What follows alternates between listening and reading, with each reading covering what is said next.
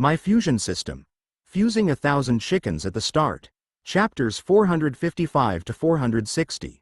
Chapter 455. The Dragon King's Meeting. Watson, let me introduce you. That dragon's name is Rosalia. She is one of the pregnant dragons in our lair. She has been pregnant for 9 years and 6 months. In a few more months, she will be in labor. Quote, a typical dragon's gestation period lasts about 10 years. It was distinct from humans. Fafnir introduced Watson to the red female dragon lying in the cave's mouth, pointing to her. Watson had helped her to achieve Starlight Tier, even though her strength had been forced to drop to peak Diamond Tier due to the poison Watson used, but her life form was already very different from the usual dragon. She had become a god. Even as a dragon king, she had never considered becoming a god because the entire dragon race had only one dragon god in its thousands or even tens of thousands of years of history. However, with Watson's assistance, she had easily done so, for which she was extremely grateful. Lady Fafnir, Rosalia said.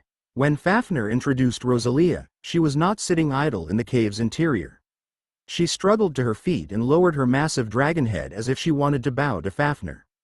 However, Fafnir had already reached out to stop her before she could finish her actions. Rosalia, you are currently expecting a child. There is no need for you to bow. Fafnir looked at Watson as she spoke. The rest is up to you, Watson. Watson nodded. He approached Rosalia, holding the super reproductive potion that could increase fertility. Rosalia was unafraid as she sensed Watson's approach. Instead, she appeared nervous. Watson's performance in the Dragon Knight selection, combined with the heroic feat of assisting the Dragon Clan in the lair to advance to Sovereign Tier, had caused quite a commotion in the lair.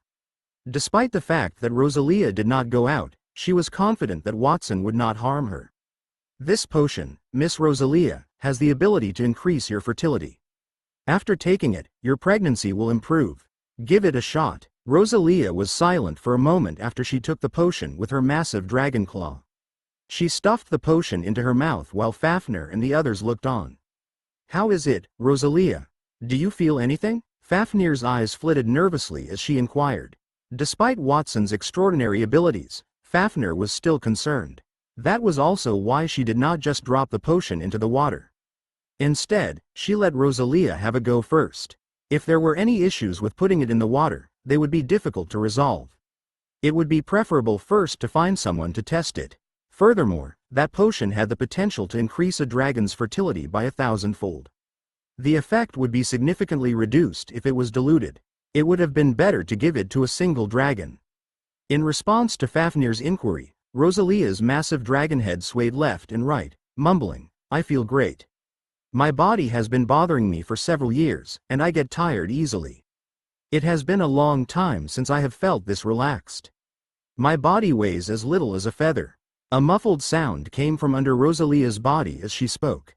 A massive dragon egg appeared out of nowhere beneath her slender dragon tail. The dragon egg had golden scales and appeared to be very hard. The dragon egg shook violently after landing on the ground. Cracks appeared on its surface soon after. A dragon, the size of a mucus-covered human, crawled out of the eggshell and quickly ate it. On the body of that little dragon, a diamond tier aura appeared. Its body grew slightly larger, and red appeared on its golden scales. Flames erupted from the cracks. Rosalia had been expecting for a long time. When the dragons were on the verge of giving birth, Watson's potion stimulated them, causing them to begin giving birth early. That little dragon has the appearance of a diamond tier sacred fire razorback. An adult sacred fire razorback can summon flames that can burn through anything. At the same time, the barb-tipped scales on its back can withstand most attacks. I was not expecting Watson's potion to have such an immediate effect. That little dragon is also a diamond tier. As Watson stated, the potion he created can not only increase fertility but also strengthen the dragons. When she saw the dragon appear in front of her, Olenna could not help but exclaim in surprise. Rem was a little more cautious. We only saw one dragon, she said. Rosalia had been pregnant for quite some time, so it is not surprising that she gave birth to a dragon egg. Furthermore, Rosalia's partner is a powerful diamond tier dragon, so giving birth to a diamond tier little dragon is natural. That appears to be unrelated to Watson's potion, which is at its normal level of production. Watson, It appears that the potion is not as potent as you claimed. Fafnir could not help but turn her head and look at Watson with dismay. Do not worry, wait a second. The show has only just begun. Watson smiled confidently. Another popping sound came from beneath Rosalia's body as he spoke. Golden dragon eggs appeared one after another. Each of those golden dragon eggs was the size of a full-grown dragon. When they hit the ground, they shattered, and the sacred fire razorbacks crawled out one by one. Several dozens of sacred fire razorbacks appeared on the ground soon after, and the number was still growing.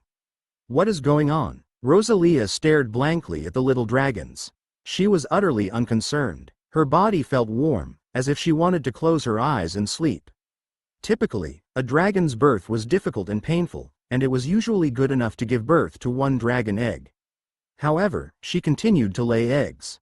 It was as if she had been consuming food. Not only was she stunned, but everyone else in the room was as well. Is that a birth? I have a feeling that even if we used magic to replicate those dragons, the speed would not be as fast, Olenna muttered. That is Father's power. What is the point of being surprised? The golden flash and charcoal appeared calm, but the surprise in their eyes betrayed them. Hundreds of little dragons crawled out from under Rosalia while everyone was stunned. After eating the eggshells, the little dragon grew quickly, expanding from 1 meter to 10 meters in length. Hundreds of little dragons measuring more than 10 meters long occupied the nest, which quickly became overcrowded. Quick, Olenna, Rem, get those dragons out of there. Fafnir made a quick decision to relocate the newborn dragons. That would keep too many dragons from occupying the cave and causing it to collapse. Rosalia's labor was done in about 10 minutes. 1,000 diamond-tier dragons had appeared. Some of the diamond-tier dragons were prostrating themselves beside Rosalia in the cave. They rubbed against her body. Olenna and Rem brought some of them out. They practiced flying in circles above the dragon's lair. Rosalia exuded a motherly glow. She spread her wings and flew over the children, stopping to thank Watson. Thank you so much, Watson. The medicine you gave me was truly miraculous. I was able to give birth to so many healthy dragon babies. Nothing made a mother happier than seeing her children grow up healthily. You flatter me, Miss Rosalia. I only did something insignificant, Watson said. Lady Fafnir, something terrible has happened. Olenna, who had just left the cave, said at that moment. All the dragons in the lair went insane after learning that Watson's super reproductive potion had caused Rosalia to give birth to 1,000 dragons. They are rushing over here now, hoping Watson can concoct the same potion for them. The lair is home to nearly 100 pregnant dragons. If they gave birth to 1,000 dragons each, the total number of little dragons would be 100,000. They will not be able to fit in the lair. If we can't fit them, we will have to expand the nesting area. It will not be a big deal. We will let those pregnant dragons give birth for as long as they can. Fafnir's eyes glowed. Originally, there were only a few thousand dragons. In comparison to human kingdoms with tens of millions of people, the number was small. However, with Watson's assistance, the number of dragons could grow by 100,000 in a single day. It was still tiny in comparison to the number of humans. However, that was already an unfathomable number. Watson, can you keep making the potion you just made to boost our reproductive ability? Fafnir turned her head and asked Watson as if she was thinking of something. Increasing the number of dragons by 100,000 every day was a good idea. Watson had to be able to make potions in a continuous stream. I can keep making potions as long as I have enough raw materials. Excellent. Tell those pregnant dragons, Olenna, to take out all the herbs and give them to Watson. Only those who have provided enough herbs will be able to obtain potions. The more herbs they provide, the more likely it is that they will get potions first. After Fafnir issued the order, the entire dragon lair welcomed an even more significant change after everyone transformed into a dragon king.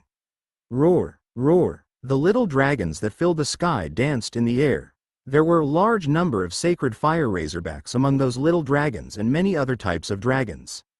No matter what kind of dragon they were, they all had a unique characteristic. They emitted a diamond-tier aura. I can't believe that the dragon race can break through to the number of 100,000 in one day, and I was able to witness that scene. It's really an honor. An elderly dragon looked up at the dense crowd of dragons in the sky and could not help but be so excited that tears welled in his eyes. At that moment, the number of dragons seemed to be even more significant than the number of birds that flocked together. In the past, the dragon's wish was to break through to 10,000. For that purpose, the dragon race tried all kinds of methods to increase their fertility, but unfortunately, they did not have any luck. However, all of that was easily resolved in front of Watson. In just a short day, the Dragon Clan had increased their population by 100,000. If that continued, the Dragon Clan would become just like humans.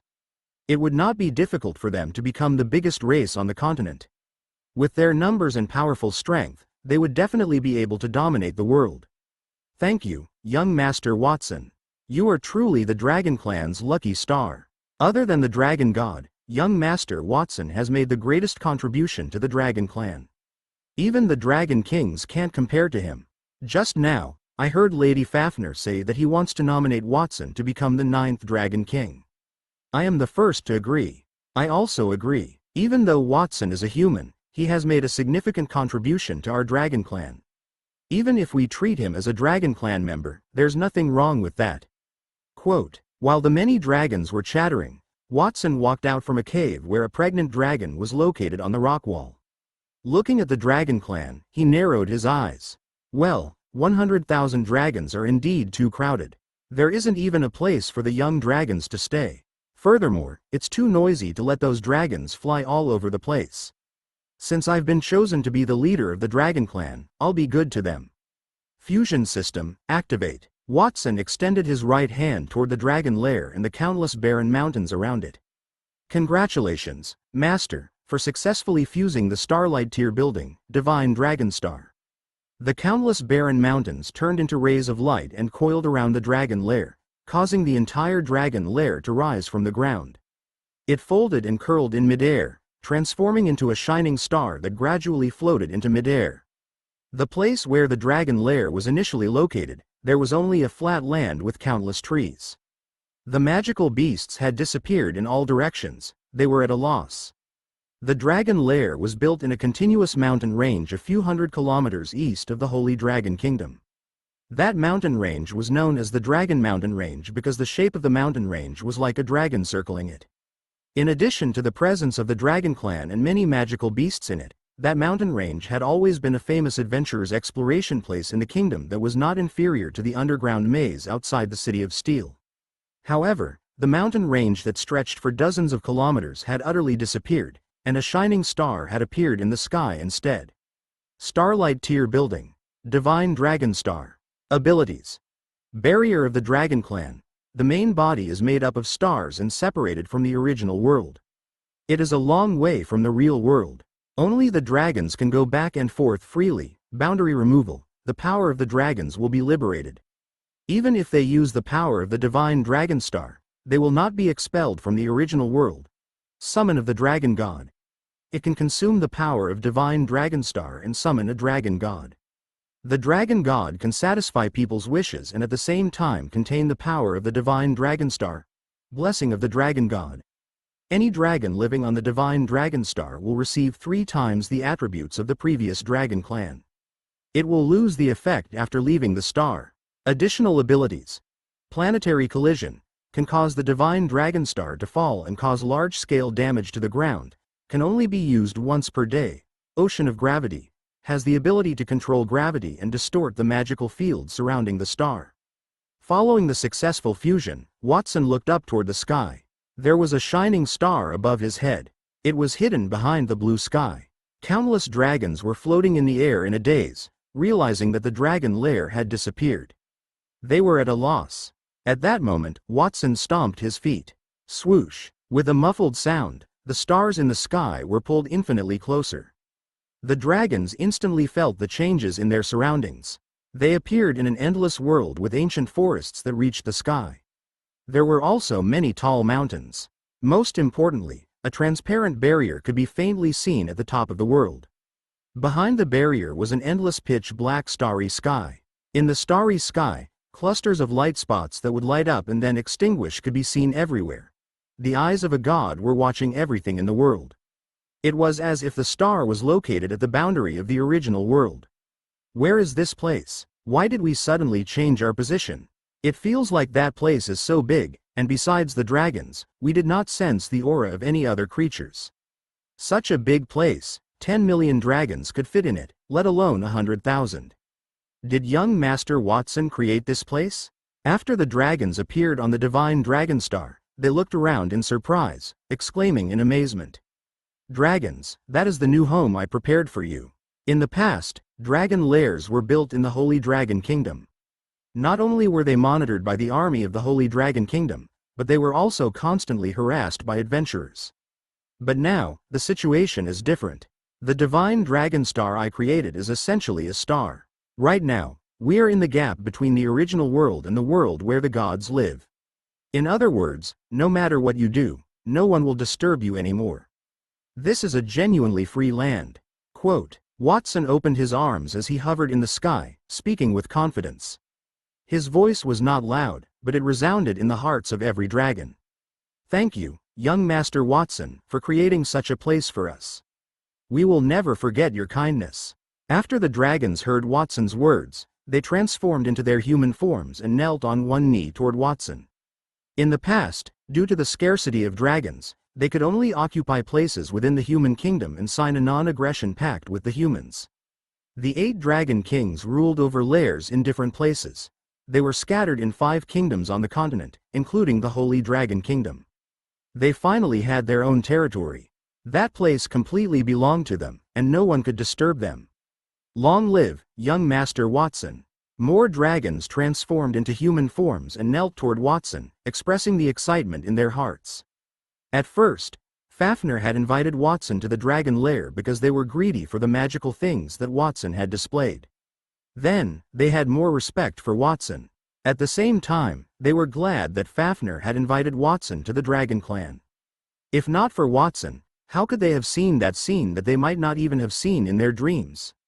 Everyone, don't get excited. Let me show you the specific usage of the divine dragon star. Quote, Watson nodded in satisfaction at the grateful words of the dragons. He had created that star to give the dragons enough space to live and make the place where the dragons lived a secret. He wanted to avoid being discovered, just like how he had built Mount Creation at the border, the tower in the City of Steel, and the golden palaces in the ocean. He was preparing to transform that world into his perfect idea. As he spoke, Watson raised a finger toward the dark sky. Divine Dragon Summon. As his voice fell, the night sky that was initially shining with stars suddenly lit up. The stars suddenly shone brightly and outlined in the endless universe, turning into the outline of a giant dragon. The shape of that divine dragon occupied the vision of all the dragons below. Its size was so huge that it exceeded the combined length of several stars. After the unimaginably huge illusion of the dragon race appeared, a vast heavenly voice suddenly appeared in everyone's ears. I am the divine dragon, the guardian of the divine dragon star. I can fulfill your wish. I want a building suitable for the dragons to live in. As you wish, Master. After the divine dragon respectfully responded to Watson's words, its body gradually collapsed from the massive starlight. Strands of starlight fell from the night sky and landed on the ground, instantly turning into numerous dazzling temples that shone with the luster of diamonds. Those temples looked golden and radiant from the outside as if they were the residences of gods. They were much better than the caves in the dragon lair. Many dragons were stunned by that. They breathed heavily. After all, if it was not for the lack of space, who would want to live in a small cave? If there were luxurious and spacious houses to live in, who would like to live in a simple home? This is the first ability of the divine dragon star, and that is to summon the dragon god. The dragon god can fulfill your wishes and help you resist the enemy. The premise is that you must provide the dragon god with enough abilities. Next, I want to show you the divine dragon star's second ability, the ocean of gravity. You can freely control the gravitational force around you, making the earth rise or fall. You can even distort the gravitational force to hide the ground you are on, just like that. Watson clapped his hands, and the entire divine dragon star immediately erupted with a strong gravitational force. All the dragons felt their bodies sink, and then all the light around them disappeared, turning into darkness. That was because the gravitational force had distorted all the light. In the dark, only the buildings that had just appeared on the star of the dragon god were emitting light, making it seem completely silent. The feeling of the gravitational distortion only lasted for a few seconds before Watson dispelled it. Those are the two main abilities of the star of the dragon god. I believe that you have also felt the remaining functions. That is, living here can increase your strength. The strength of each of your dragons is 3 times that of the previous ones. Furthermore, you can freely release your abilities in that area. Even if you temporarily raise your abilities to the starlight tier, there won't be any problems. Young Master Watson is telling the truth. I feel that my body is filled with power. A single punch can crush a mountain. A muscular dragon held a dragon claw upward. They carried a terrifying power that could crush anything. Fafnir's eyes lit up. It's okay to display the power of the starlight tier here? Let me try. As she spoke, her body suddenly expanded from the human form of a young girl to become a divine dragon made of flames. Countless flames appeared in the pitch-black night sky. In those flames were the same as the starlight that had just formed the divine dragon in the endless night sky. They were connected and occupied the entire universe. A huge dragon that was burning with flames of unimaginable size appeared. To the naked eye, the huge dragon had 3 eyes and a sun disk on its back. To the naked eye, the sun disk was no different from the real sun. When the fire dragon that covered the starry sky appeared, the temperature of the entire dragon star rose rapidly. The trees in the forest began to burn. Even the hard ground in the palace that had just been built were showing signs of melting. The starlight tier was named so because the elites who had reached that level would be like stars illuminating the world. It was also because, after entering the starlight tier, the power in their bodies would undergo a qualitative change and become comparable to the number of stars. At that moment, because of the advancement to the starlight tier, Fafnir had transformed into the divine sun dragon. If she attacked with all her strength, her emitted power would be no different from the actual sun. Obtaining the power of the stars was the difference between gods and humans. Lady Fafnir, it's so hot. My body is about to burn. Please don't reveal your true form again. Quote, as Fafnir revealed the appearance of the divine sun dragon, many dragons' scalps were on fire. The chaotic cries caused Fafnir to retract her true form in the sky and return to the appearance of a human girl. The dragons were all peak diamond tier dragons because of Watson's help. However, in front of Fafnir, they were like ants. There was an insurmountable gap between the gods and the dragons. Watson, you have done so much for the dragons. How can I thank you? Quote, after transforming, Fafnir wrapped her arms around the back of her head and came to Watson's side with a relaxed expression.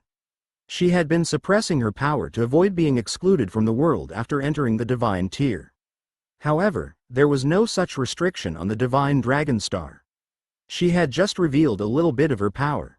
Seeing the awe-inspiring eyes of many of her fellow dragons, she felt very pleased.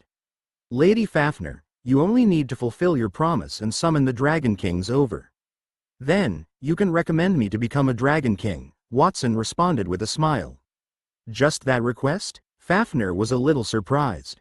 After a moment, she nodded. All right, I promise you. I'll contact the Dragon Kings right now and ask them to hurry over. But Watson, with my current strength and the strength of the other dragons, I think I can already defeat the world. Why do you need other Dragon Kings? For me, it's not enough to do just that. Watson shook his head and recalled what his future self had said when he fought Nia. His real enemy was the Thorn Empire, and he only had 3 years left. Therefore, he had to maximize the power he could control. Since he could create 8 Starlight tier dragon gods, it would be too much of a loss if he could only create 1. That was not only for the challenges in the future but also to defeat King Landhar III. Fafnir did not quite understand Watson's answer, but she still followed Watson's idea and passed the information to the other Dragon Kings. There was a unique way for dragons to receive news from the dragon language magic passed down from generation to generation. No matter how far away a dragon was, they would be able to receive it. At that moment, in the Winter Nation, many kilometers away from the Holy Dragon Kingdom. The capital of the Winter Nation was known as the location of the Holy Land of Ice and Snow. Your Majesty, after the tireless efforts of the various healers in the capital, the symptoms of the citizens killing people in a frenzy have been alleviated. In a palace made of ice in the Holy Land of Ice and Snow, the Queen of the Winter Nation, Gustav IV, was wearing a pure white, transparent dress. She cast her gaze on the minister kneeling on the ground. Gustav was the name of the Winter Nation's royal family, so the Winter Nation was also known as the Kingdom of Saint Gustav. However, most of the world knew them as Winter Nation. Empress Gustav IV was a gorgeous woman. Her silver-white hair was tied up high, and she wore a crystal crown on her head. Her sky-blue eyes were like an ice lake that would not melt.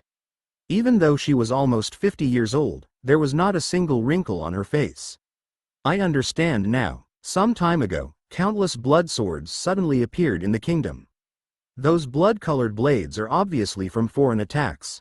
According to my understanding, out of the 5 kingdoms on the continent, the only ones that can do that are the Holy Dragon Kingdom. They worship the 7 gods, and the war-loving Thorn Empire. First of all, excluding the empires that do not have any conflicts with us, the only suspect left would be the Holy Dragon Kingdom. There is a god, Ares, who rules over wars and bloodshed among their 7 gods. Empress Gustav spoke slowly, her voice was clear. We thought so too, Your Majesty. The Holy Dragon Kingdom should have been in danger from us after the collapse of the Dragonspine Snow Mountain. It's fine if they aren't worried, but they even dare to take the initiative to attack, which gives us an excuse to attack them in return. I suggest that we send troops to the Holy Dragon Kingdom's northern border and take the border first. We don't have to take the border. I heard that the border count doesn't have a good relationship with the king of the Holy Dragon Kingdom. Maybe we can rope in the border count and deal with the royal family together. The border count does have a conflict with the king of the Holy Dragon Kingdom, but that is a matter of their kingdom. It doesn't mean that he will help us. It's better to send troops to occupy the border first. The envoys and Her Royal Highness have yet to return, and we have had no news from them. Either they have met with an accident, or the Holy Dragon Kingdom has discovered them. Perhaps the Holy Dragon Kingdom will launch a strike against us because of that. No matter what, we have to send troops to bring Her Royal Highness back and ensure her safety. Looking at the minister's discussions below the stage, Empress Gustav IV tapped her chair with her fingers with a calm expression. When the ministers were almost done discussing, she sat up straight and said, I have already understood everyone's thoughts. Sending troops to the Holy Dragon Kingdom is inevitable, but we don't have to rush to attack them. Just this morning, I received a letter from the Elven Kingdom. The Elven King has already left the Forest of Eternity with his army. He will probably arrive at the southern border in a few days. Why don't we take advantage of the time when the Elven Kingdom and the Holy Dragon Kingdom are at war to invade the border and make the Holy Dragon Kingdom suffer from enemies on both sides? Your Majesty is wise, indeed. After Empress Gustav IV voiced out her thoughts, the ministers immediately complimented her. Is there anything else you wish to report? There's one more thing, Your Majesty. Just now, someone saw many giant dragons soaring into the sky in the northern ice field. They were heading toward the Holy Dragon Kingdom. The dragons went to the Holy Dragon Kingdom? Empress Gustav frowned, a trace of doubt flashing in her eyes. Every kingdom had a dragon lair. That was where the dragons lived, but not all lairs would sign contracts with humans. The only dragon lair in the world that signed a contract was the lair controlled by Fafnir, located in the Holy Dragon Kingdom. The dragons were divided into pro-human and anti-human factions. Fafnir was the representative of the pro-human faction. Generally speaking, anti-human dragons lived in places with terrible conditions to avoid being disturbed. Only pro-human dragons would live in the kingdom. That was also why Empress Gustav had been willing to negotiate with Fafnir in the early years, even though there were dragons in the northern icefield. The Dragon King that controlled the dragon lair in the northern icefield was known as the Ice River Dragon King. Any existence that tried to enter his territory would be mercilessly frozen into ice cubes. The dragons in the icefield are moving out collectively toward the Holy Dragon Kingdom. What does that mean? Too many things have happened in the Holy Dragon Kingdom recently. There seems to be a pair of invisible hands controlling everything. It gives me a bad sign. Tapping her fingers on the chair, Empress Gustav IV raised her head. Her sky-blue eyes looked at an unknown place with deep emotions rolling within. On the other side, in the direction of the Forest of Eternity in the south, an elven army of more than 100,000 elves was quietly crossing mountains and ridges, arriving at the southern border of the Holy Dragon Kingdom. Everyone, put in more effort. As long as we cross that southern forest that blocks us, we will arrive at the Holy Dragon Kingdom. An elf general took the bow and arrow from his back and wiped it, cheering the soldiers on. Previously, our elf race has been harmed by the Holy Dragon Kingdom. Even our precious Lady Avril died tragically because of their king. Now, it's finally time for revenge. Take down the Holy Dragon Kingdom and kill all the people in the kingdom. From now on, the world will belong to the elven race. The elves raised the longbows on their backs and shouted. Among the elves, the elf king stood in the central area. Beside the king was a beautiful woman wearing a green robe with 2 curved dragon horns on her head. That woman was wearing a robe made of leaves. Her long green hair gave off a natural aura. At that moment, the woman was looking around and said, with some emotion, Elf King, in order to ask me to help, you were willing to spend the water from the spring of life. You even gave the water to your soldiers. For an immortal army of 100,000 elves, you almost dried the spring of life. Is it worth it? The Elf King's face was a little twisted at those words. After a moment of silence, he said coldly, it's worth it. As long as we can kill the king of the Holy Dragon Kingdom and destroy the Holy Dragon Kingdom, everything is worth it. The elves had always guarded the spring of life, which did not bring us wealth. It's better for me to use water from the spring of life on the soldiers and risk my life, even if that is a decision that goes against our ancestors. As you wish, the beautiful woman replied perfunctorily. As one of the 8 dragon kings, I am the one who controls the forest. With the amount of water from spring of life that you gave me, I will give you the support of 100 dragons. That should be enough to wipe out a human kingdom, right? Thank you, Forest Dragon King. That amount is enough. The Elf King spoke confidently. He had already sent a message to the Winter Nation a few days ago. Calculating the time, the Winter Nation should have received it. The Winter Nation was closer to the north of the kingdom. If he attacked then, it should be around the same time as the Elven Kingdom. If the Winter Nation were to play tricks and attack slowly, he would not be afraid. With the dragons and the immortal Elven army, he would be able to occupy most of the Holy Dragon Kingdom's territory. By then, it would be too late for the Winter Nation to react. No matter what, I won't lose out because my plan is perfect. A smile appeared on the Elf King's lips. He was already fantasizing about taking down the Holy Dragon Kingdom and seeing King Landhar III begging for forgiveness in front of him, the scene of the elves becoming the rulers of the world. At that moment, the Forest Dragon King standing beside him suddenly changed her expression and interrupted his thoughts. Elf King, I'm sorry. I just suddenly received a message from Dragon King Fafnir from the Holy Dragon Kingdom. She has something very important to discuss with me. It seems that I have to leave. What's the important thing? I won't let you miss our battle with the Holy Dragon Kingdom. Forest Dragon King, I've given you the water of the spring of life. The Elf King looked nervous as he saw the Forest Dragon King wave her hand carelessly. Don't worry, with the speed of your soldiers, it will take at least 3 days, or even longer, even if they want to cross the forest that is full of magical beasts. That's enough for the dragons to fly back and forth to the Holy Dragon Kingdom. Don't worry, since I've promised you, I won't go back on my word. The dragons are creatures that keep their promises. I'll rush back before the battle begins. After saying that, the Forest Dragon King spread 2 wings made of leaves on her back and flew into the air. Hundreds of dragons disguised as human figures followed her into the air and disappeared in an instant. Chapter 456. Transforming into a Chaos Dragon. Watson, the news has been spread. According to the speed, it will take about a day for all the Dragon Kings to reach the Holy Dragon Kingdom. Are you waiting here or returning to the capital? If you want to return to the capital, I can send you back now, Fafnir said. Watson said, I'll stay here for a day. After all, I have nothing to do now that I've returned to the capital. Furthermore, I can help to build this place better if I stay. It's great that you can stay.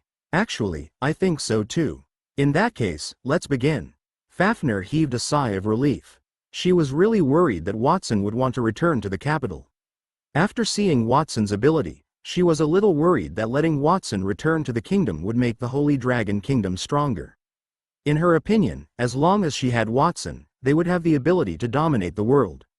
It was better to leave such mighty power in the hands of the dragons than to hand it over to others. As for the treaty she had signed with the Holy Dragon Kingdom, that treaty had initially made her feel very uncomfortable. However, she no longer cared about the contents of the treaty. A mere treaty was nothing compared to Watson. As long as they used Watson to obtain enough resources, would they be afraid of a mere human kingdom? The last time I went to the Holy Dragon Kingdom, I was intimidated by the human king. This time, I won't go again. It should have been my turn. If the human king knew that I had advanced to the Starlight tier, I wonder what his expression would be like. Fafnir narrowed her eyes as a smile formed on her lips. She could already imagine the scene where King Landhar III was shocked by the change in her strength. Perhaps he would pee in his pants. Master Watson, let's go. I'll introduce you to everyone in our dragon clan and ask them to hand over all the treasures and medicinal herbs they have. You can take a look at what you can fuse and create. Having made up her mind to get Watson to do a little more work for her before the other Dragon Kings arrive, Fafnir left with Watson. At the same time, at the Royal Academy in the Holy Dragon Kingdom's capital. Phew, I've finally returned to the academy. I'm so tired. I've been on the dragon all the way. My butt feels so uncomfortable. As expected, becoming a dragon knight is not as wonderful as I imagined. One by one, the students got off the dragon. Some held their butts, while others rubbed their sore shoulders and grimaced. However, when they saw the other students in the academy looking at them with envy, they endured the pain and leaned against the dragon with their heads held high, as if they were generals returning with victory. Since Watson was not by their side, they could easily forget everything that had happened in the dragon lair. They could show off in front of those who did not know. The older dragon knights saw through the childish thoughts of those young ones and did not say anything. They stood at the side with a solemn expression. Captain, we have successfully completed the recruitment process for the dragon knights. Should we go and report to His Majesty? A dragon knight asked the captain. Before the captain could speak, Julius, the vice-captain, said, "Let me report to His Majesty about that matter. I have memorized the information of all the students and their dragons." "That's fine." The captain nodded. He watched Julius leave. After he left, a member beside him suddenly lowered his voice. He looked unhappy. "Captain, Julius's performance in the dragon lair was quite poor. He opposed the kingdom's strongest genius, Watson, and he even ridiculed him. In the end, his dragon was almost taken away by Watson, and he lost all respect as a dragon knight. Why did you let him report to His Majesty?" "That's right, Captain. Reporting to His Majesty is a good job. After all, our mission for that time has been completed. Perhaps His Majesty will reward those who report to him." The dragon knights were all talking at once. Their words were filled with dissatisfaction toward Julius. Not only were they dissatisfied with what Julius had done to Watson, but they were also dissatisfied with what Julius had done after obtaining the purple lightning dragon. His increasingly proud attitude toward them was as if he had already regarded himself as the number one person in the Dragon Knights. If Julius wants to go, then let him go. After all, his previous dragon was killed by someone. He is also very sad. We can see this as compensation to him. Quote, "Captain, there's no need to say any more. Captain, you're really a good person. As for whether Vice Captain Julius will be able to appreciate your kindness or not, it's up to him." The Dragon Knights dispersed as they discussed among themselves. Meanwhile, the new Dragon Knights were surrounded by many students, asking about what they saw in the Dragon Lair. "When I was in the Dragon Lair, I did not see a sleeping bag dragon that was completely compatible with me. It floated toward me on its own and completely stuck to my body. I wonder what kind of magic power I have that makes it so obsessed with me." The one who spoke the loudest was Casey. "But your dragon looks so weak and small. It can't be compared to other people's dragons at all." Someone raised a question, which made Casey's eyes widen in dissatisfaction. "What are you talking about? I'm telling you that the sleeping bag dragon is much more powerful than you think. If it revealed its full form, it would scare you to death. And let me tell you another secret. When I was in the dragon lair, it wasn't just the sleeping bag dragon. The other dragons were also very fond of me. Several dragons almost gave up their original masters and fell into my arms." Quote, "For example, can you listen carefully? What's with the questions?" Lana was holding a parasol not far away from Casey. When she saw her brother's expression, she could not help but shake her head. "It seems like my brother is proud because he obtained a dragon. It's a pity that I did not get a dragon as well. He's weak, but my brother's luck is really enviable." As Lana spoke, she looked at the two dragons that were bickering not far from her. They were of different colors but had powerful auras. That made Lana look even more envious. She did not have any talent for cultivation. She was able to advance to gold tier because of Watson's sun and moon fruits. She dismissed the idea after giving it some thought. Even if she could get a dragon, she would not be able to train under the sun like other dragon knights. Perhaps the reason she could not get a dragon was the sunlight sickness. Miss Charlotte, Miss Lily, where is young Master Watson? While she was thinking, Nia walked past her and asked Charlotte and Lily. Charlotte and Lily, who were quarreling, looked at each other with a strange expression. Watson stayed with the Dragon King, Fafnir.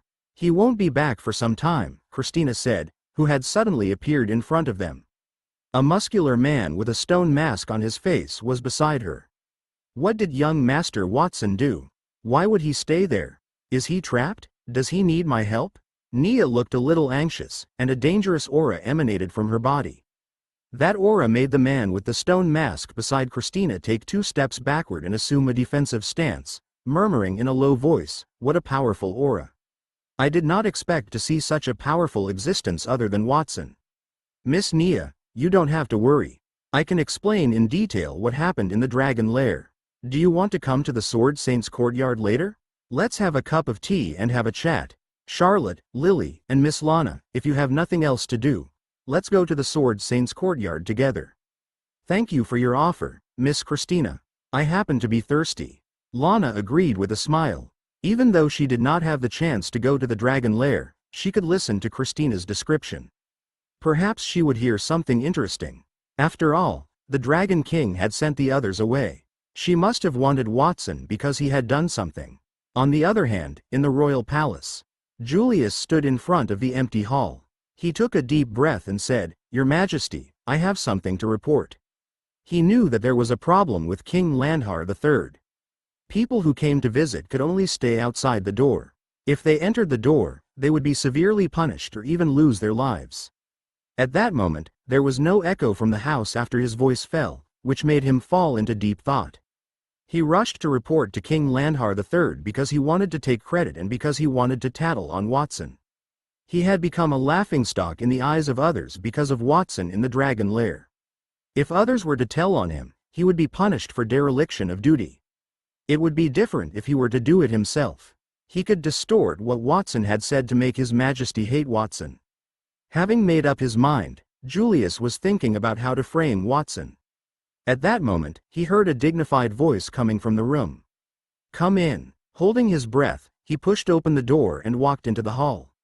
It was an office. King Landhar III was wearing a formal suit and sitting behind the desk, his fingers pinching the space between his eyebrows. It seemed like he was just correcting the pile of documents in front of him. After entering, Julius did not dare to look around. He immediately knelt on one knee. "Your Majesty." That was the first time he met the king alone. King Landhar III's appearance stimulated his skin, causing goosebumps to appear. "Get up. You said that you had something to report. Tell me, is the Dragon Knights recruitment process over?" "Yes, Your Majesty. We now have 100 Dragon Knights. Not only that, I have also received a Diamond Tier Purple Thunder Dragon. The students and dragons who received a dragon include..." Julius was about to recite the names of the students and the dragons when he was interrupted impatiently by King Landhar III with a wave of his hand. "All right, don't talk about those useless things. Is Watson back?" "Your Majesty, Watson is not back yet." "What did you say?" King Landhar III put down the document in his hand and stood up abruptly from where he was. His eyes were fixed on Julius. That gaze reminded Julius of the fear he felt when he faced the magical beast for the first time when he was young. His head drooped involuntarily. At the same time, he was a little puzzled. Why was the king so surprised by the news? He suppressed his discomfort. Julius said, "Your Majesty, that is correct. Watson is not back yet." After the dragon selection process, the Dragon King, Fafnir, invited him to stay.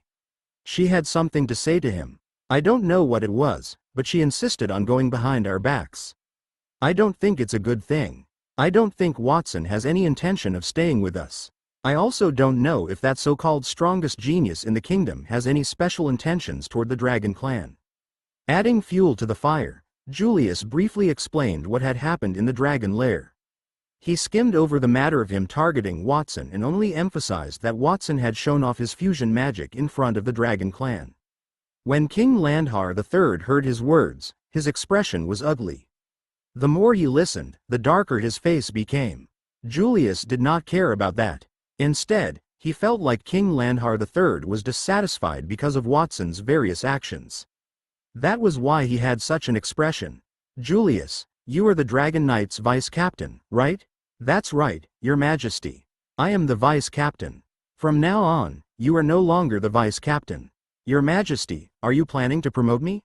Julius's eyes lit up. He knew that there would be benefits in reporting to His Majesty. It had not been in vain for him to put in so much effort to discredit Watson. "Promotion? Do you think that what you did in the Dragon Lair warrants a promotion?" "I have a few questions that I want to ask properly. The first question is that you said that Watson deliberately showed off the fusion magic in the Dragon Lair and fused many good things to steal other people's dragons. Then why was your dragon not taken away? You said Watson was disloyal to the kingdom and secretly wanted to discuss some bad things with the dragons. If that's the case, why didn't you bring Watson back? You knew that Watson would not discuss good things with the dragons, yet you deliberately left Watson there. What are you trying to say?" "Your Majesty, Julius broke out in cold sweat, and his lips trembled, unable to speak. "I hate liars the most. Seeing that you have committed a crime for the first time, I can let it go this time. But you must bring Watson back, right now. I will go with you. If you can't bring Watson back, then you will be thrown into prison." King Landhar III's tone was stern, and his face was full of anger. His words contained a fit of irrepressible rage. He was about to explode. It was not because Julius had deceived him but because Julius had left Watson in the Dragon Lair, and he even came to him to claim credit for his cleverness. Others might not understand, but he was very clear about Watson's ability. There had been so many changes in the Holy Dragon Kingdom, and 90% of the credit was due to Watson. If Watson was left in the Dragon Lair, who knew what earth-shattering changes Watson could help the Dragon Clan make? That would make the Dragon Clan's power too inflated and disrupt his plans without Watson.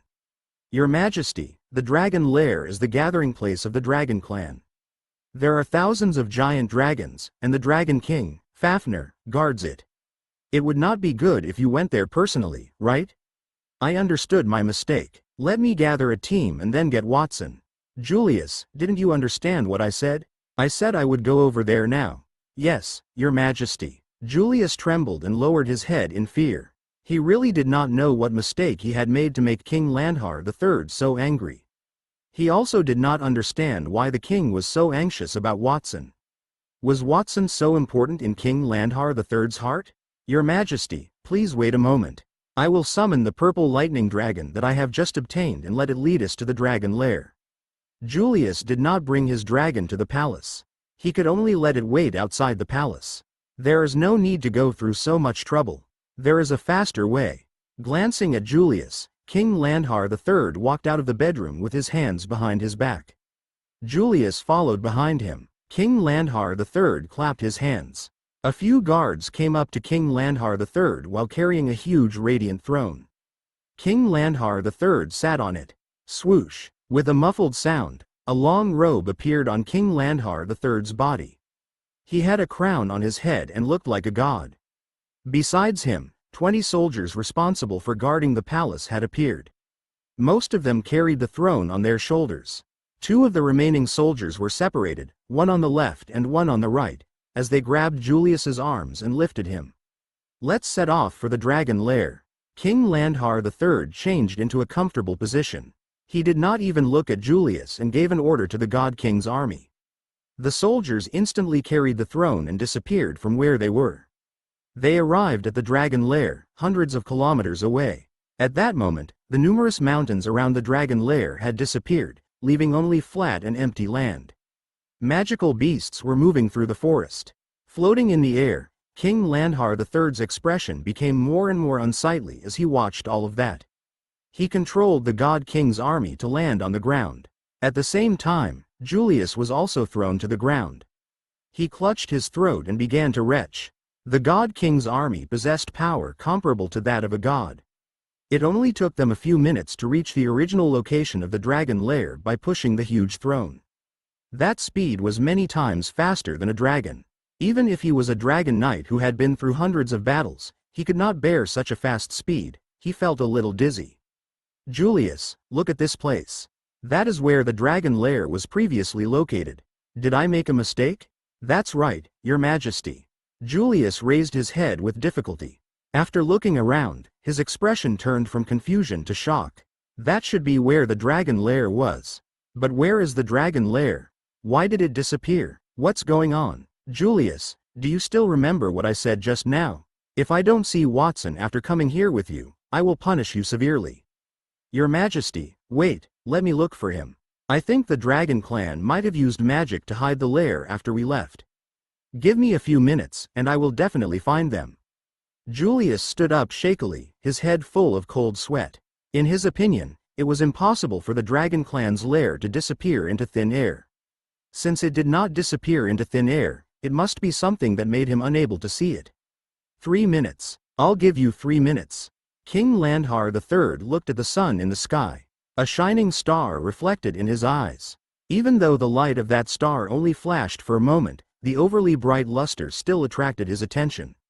While he was observing the sky, Julius had already taken action. Under the threat of death, Julius moved very quickly. He spread his combat aura wings on his back and used the teleportation unique to gold-tier warriors to move in midair constantly. With both fists, he smashed combat techniques that contained powerful combat auras onto the ground. While attacking, he was still searching with reddened eyes. Where is it? Where the hell is it? Come out quickly. As he attacked, the trees on the ground broke one after another. The magical beasts that could not dodge in time died too. Even the ground was covered with large pits.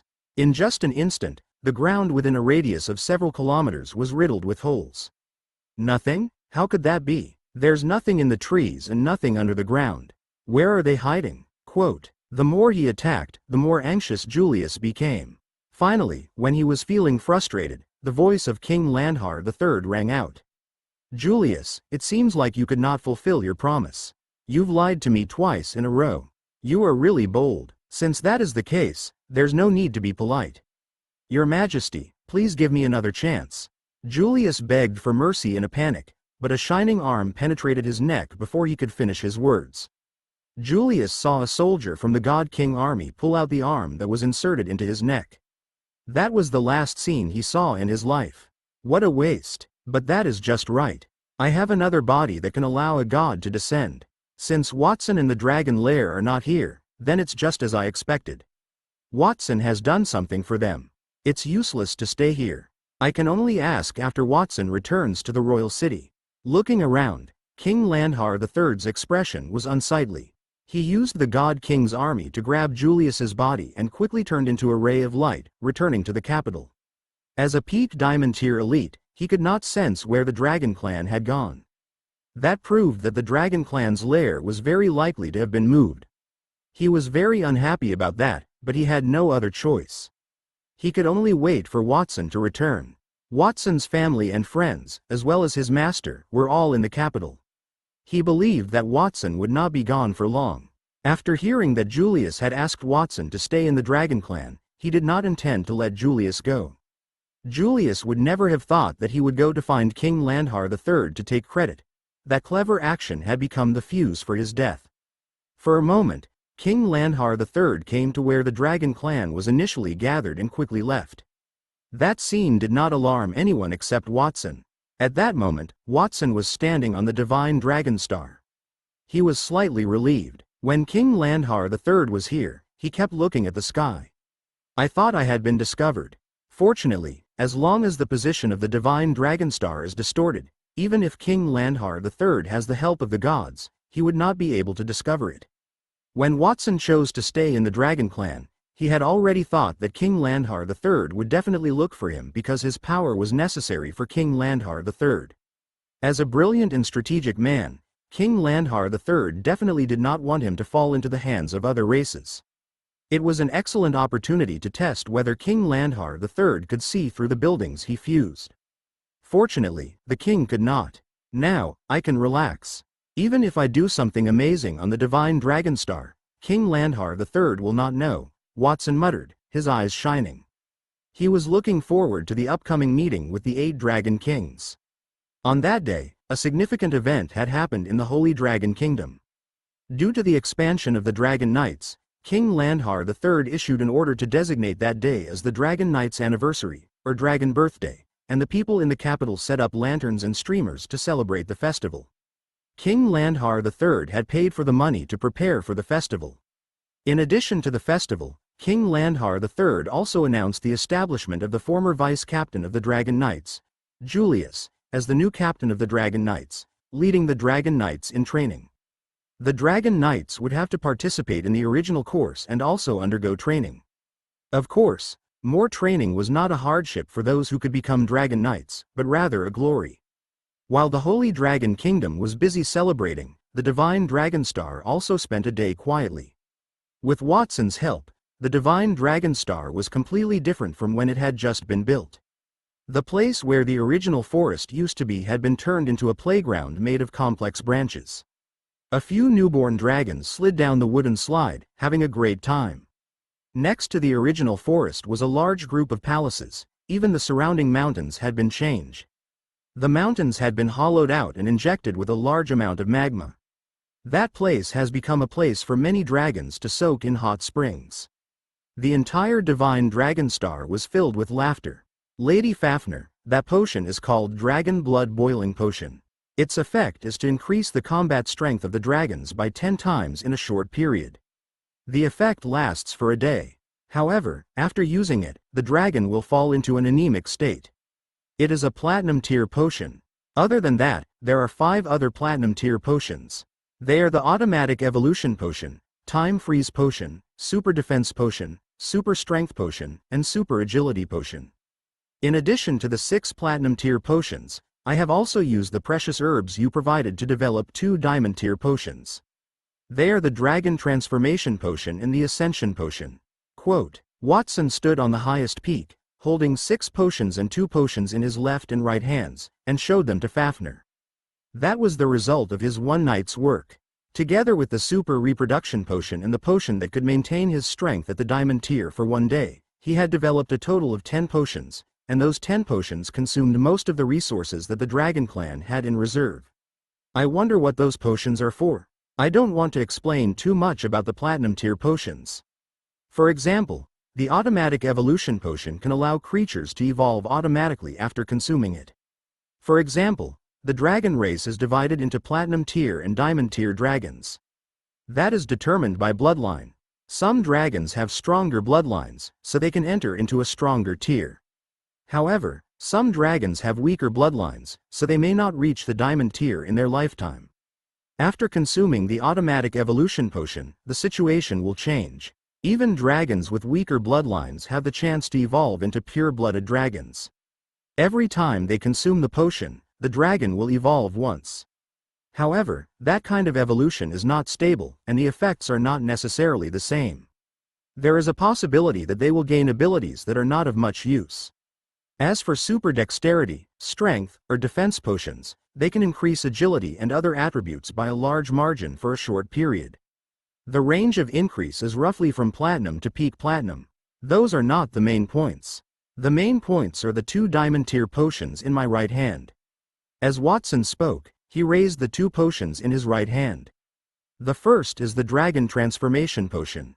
After taking that potion, a non-dragon being can transform into a dragon. The type of dragon that the person will become depends on their own luck. It can be a strong dragon race or a weaker one. But overall, it will be a diamond tier dragon.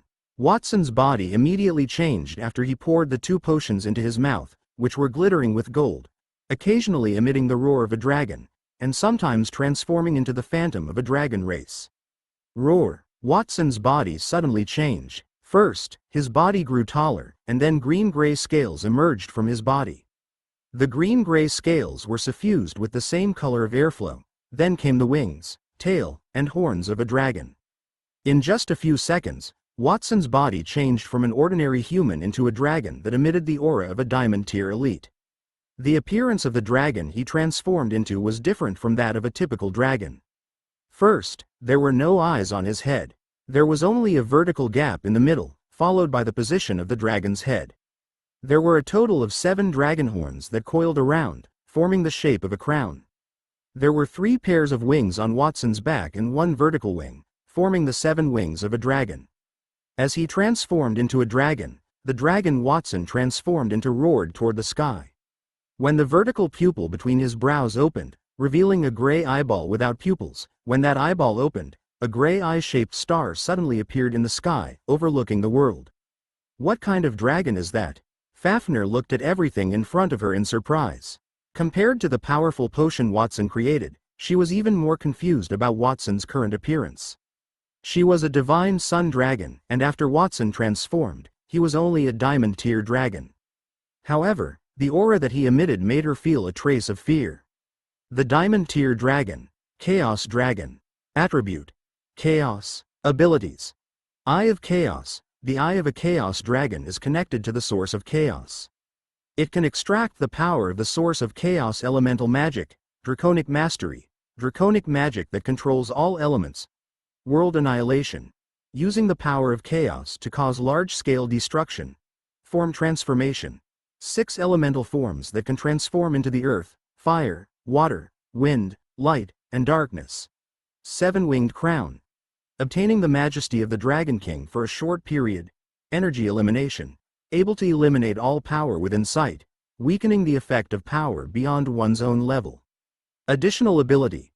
7-day creation, able to transform the body into 7 different dragon species to fight enemies, can only be used once in 7 days. After transforming into a chaos dragon, information about himself surfaced in Watson's mind. The dragon transformation potion was the one he was most satisfied with out of the 10 platinum or even diamond tier potions he had created. That potion was very similar to the blessings of the gods and demons that he had developed, which could turn people into angels. However, it was not as powerful as that potion, which could turn people into diamond-tier dragons. Next, I'll try out the abilities of a chaos dragon. The 7 chaos-colored crowns on his head suddenly changed into 7 different colors. The chaos elemental magic source connected to his pupils also changed. The colors of the earth, fire, water, light, and darkness were separated from them. With the appearance of those colors, the dragon Watson had transformed into suddenly shuddered. 6 completely different dragons separated from his body. 6 of them had eyes, and their bodies were full of flames. They were fire elemental dragons that were very similar to Fafnir's sun dragon. There was also a water elemental dragon that was surrounded by waves and had a long fishtail. 6 elemental dragons with different attributes, including Watson himself, were 7 diamond-ranked dragons. Each of them had 7 clones. That scene stunned Fafnir. Even though the Chaos Dragon is a diamond-tier dragon, its abilities are not weaker than the peak diamond-tier Dragon Kings. It could even be stronger than some of the Dragon Kings.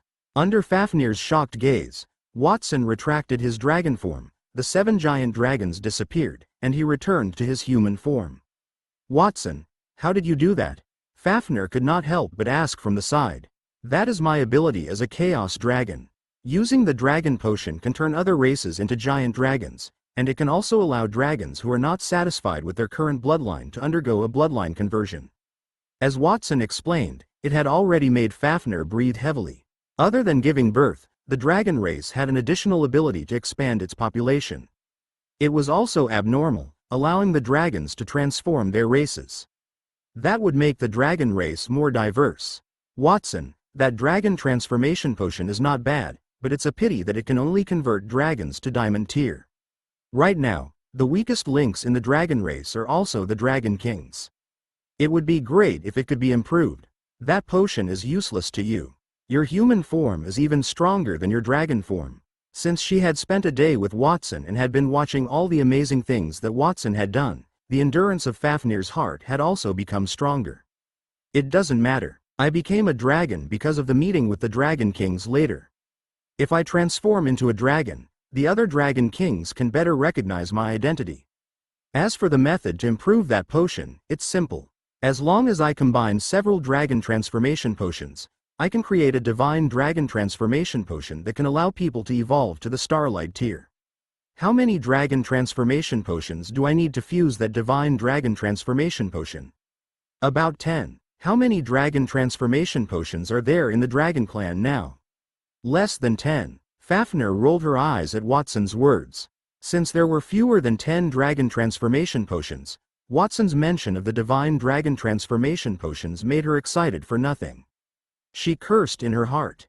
She looked at the other potion in Watson's right hand and said, "Watson, I've seen the dragon transformation potion." "What kind of potion is that?" Quote, "I've just introduced it to you. That is the Ascension potion. Its effect is very simple. I'll give you a simple test." Watson did not wait for Fafnir to agree. He directly poured the Ascension potion into his mouth. The Ascension potion was a potion similar to a clock. The liquid formed the dial and the hands of the clock. It kept beating. The potion burst after entering Watson's mouth, quickly turning into a pile of vaporized bubbles and rushing into Watson's body. Boom! With a muffled sound, an aura of the starlight tear suddenly erupted from Watson's body. A series of stars appeared to outline Watson's human form in the night sky where the divine dragon star was located. Watson stretched out his right hand outward and supported the divine dragon star with just one hand. In a short time, the Ascension potion could allow a person to advance to the starlight tier and have the strength of a god. Since it is used to raise one's tier, it was still different from a real god. Therefore, one would not be repelled by the heavens and earth. That process could last for about 10 seconds. At that moment, Watson's entire body was glowing, and his hair was standing on end. Powerful energy gushed out from every pore of his body, forming an energy tide. 10 seconds? Fafnir clicked her tongue. 10 seconds could turn a person into a starlight tier elite, but even 1 second would have already been heaven-defying. After a few seconds of shock, she came to her senses. "Watson, the effects of that precious medicine aren't permanent. It could clearly be explained in a sentence, yet you drank it like that. Aren't you wasting it? How many precious herbs would it take to create that potion to maintain the starlight tier for 10 seconds? Watson had wasted those herbs to demonstrate it to her. Fafnir felt her heart bleed. Chapter 457. Dragon Kings in Dispute. What happened? A huge figure suddenly appeared in the sky. Such an oppressive figure looks pretty similar to Lady Fafnir's divine dragon star. Did she reveal her true form again? After Watson consumed the Ascension potion and released a power comparable to a god's, the entire dragon race on the divine dragon star was shocked. They all looked up at the sky in surprise. That looks very similar to Lady Fafnir's divine sun dragon, but there's a clear difference. It seems like young Master Watson. Did young Master Watson create that? It's possible. Young Master Watson has so many magical techniques that even we can't imagine. It would not be strange if it were young Master Watson. Whether it is or not, let's go and take a look first. Many dragons discussed among themselves and rushed in the direction where Watson and Fafnir were. Soon, many dragons gathered around Watson and looked at him curiously. At that time, Watson had just explained the effects of the Ascension potion on his body. A dragon asked, "Lady Fafnir, what happened to the strange phenomenon in the sky just now? Did young Master Watson cause it? You can ask Watson yourself. I don't want to talk now." Watson had wasted a potion that could raise one's strength to the starlight tier for 10 seconds. Fafnir looked distressed and waved her hand. The other dragons could only turn their gazes to Watson. "That's right. The abnormality just now was indeed caused by me. I've developed a diamond tier potion that can temporarily raise a person's strength to the starlight tier. A potion that can raise a person's strength to the starlight tier. Is that for real?" The dragons who heard that took a deep breath. On the day they had interacted with Watson, they had already seen Watson do many surprising things. However, when they heard Watson's words at that moment, they were still surprised. No wonder Lady Fafnir is so unhappy. Master Watson had swallowed a diamond tier potion to demonstrate a point, which made her feel distressed, a dragon said with a strange expression. It was not Fafnir's fault that she was feeling distressed. If they were in Fafnir's shoes, they would also feel upset. Such a precious potion should be used in a more critical situation and not wasted on a demonstration. It's not a precious potion anyway. It doesn't matter if I waste one. I can still make more. Sensing the thoughts of many dragons, Watson tried to comfort them. If such a heaven-defying potion was not considered precious in Watson's eyes, then what kind of potion was precious to him? Watson's words made the dragons look even more strange. They looked at him as if he was a monster. That's easy for you to say, Watson. That potion can only be made by the herbs that we accumulated. Even if the dragons have very long lives, we need hundreds or even thousands of years to collect that many treasures, but it still can't withstand your extravagance. Fafnir pouted and growled. She could not listen anymore. Just as she was about to continue reprimanding Watson, a dragon suddenly flew over from the sky. It landed on the ground and transformed into a human form. It respectfully went up to Fafnir and knelt on one knee. Lady Fafnir, the dragon kings from the other Lyres have arrived below the divine dragon star. They can't seem to find our original lair and are in dispute. Should we send someone to get them? The dragon kings have arrived? They are quite fast. They arrived earlier than I expected. Fafnir narrowed his eyes. Watson, I will settle the score with you regarding the potion later. Come with me to welcome the dragon kings. Below the divine dragon star, where Fafnir's lair had been initially located. What's going on? If my memory is correct, this should be where Fafnir's original lair is located. Why is it an empty space? The green-haired forest dragon king and the fantasy dragon king looked around with a frown. They were wearing feathered clothes woven from leaves and had two simple, tree branch-shaped dragon horns on their heads. Forest dragon king, you're here early. It seems like there's some residual human aura around the lair. There are also some potholes and traces of destruction on the ground, indicating a battle not too long ago. Did Fafnir have a conflict with the people from the Holy Dragon Kingdom? She called for us and said that it was urgent. Perhaps she needed help. Not far away from the Forest Dragon King, a handsome young man with white hair and tanned skin, exuding a spatial aura and holding two scantily clad dragon girls in his arms. I'm here, he said casually. Light Dragon King, the human undulations and traces of destruction on the ground here are at most platinum tier, and the range is not large. I don't believe that a platinum tier guy could destroy the entire dragon clan. Put away your useless guesses. Glancing at the handsome black-skinned young man who spoke, a hint of dissatisfaction flashed across the Forest Dragon King's eyes. The dragon clan had 8 dragon kings. Those 8 dragon kings controlled the 6 elements: earth, fire, water, wind, light, and darkness. In addition to forest and death, there were 8 dragons in total. Among them, Fafnir was the dragon king who symbolized the fire element, and the young was the dragon king who controlled the light element. The light dragon king had a lustful personality. He had no less than 1,000 wives, including the wives of various races. His character was not something that the Forest Dragon King, who was a woman, liked. I'm just casually saying a guess. You don't have to be so agitated. You've been in that mood for hundreds of years, and you still don't know how to change. No wonder you're still single. The Light Dragon King raised his eyebrows. He pinched the shoulders of the 2 dragon girls beside him, making them moan. What did you say? You want to fight me? The Forest Dragon King frowned when he heard that. The hundreds of dragons under her command were also in a battle stance. As the Forest Dragon King frowned, the ground began to grow rapidly. At the same time, the trees moved around the Forest Dragon King as if they were endowed with endless vitality. Long time no see, Forest, Light, and you're still irritable. I don't care if you want to fight, but Fafnir invited her here. At least make sure Fafnir's location is still safe. My time is very precious. It is inviolable. I have very little personal time, so I value it very much. Are you arguing here to violate my interest? While the Forest Dragon King and Light Dragon King were arguing, a few figures appeared in the sky. They were the remaining 5 Dragon Kings. The one who spoke was the one at the front of the 5 Dragon Kings. His face was painted with clown-like makeup. He was a black-haired youth with thick eyeshadow on his eyelids to cover his dark circles. When the black-haired youth spoke, the other Dragon Kings did not interrupt. Forest Dragon King and Light Dragon King also stopped arguing, and a glint flashed in their eyes. That the black-haired young man was the most powerful Dragon King. He held the power of death and omen, Nidhogg. In the dragon's known history, Nidhogg was rumored to have lived the longest.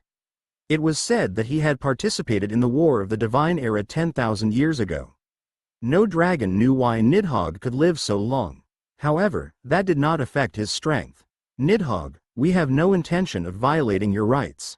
We were just joking. The Light Dragon King smiled embarrassedly and carried the two dragon girls away from the Forest Dragon King.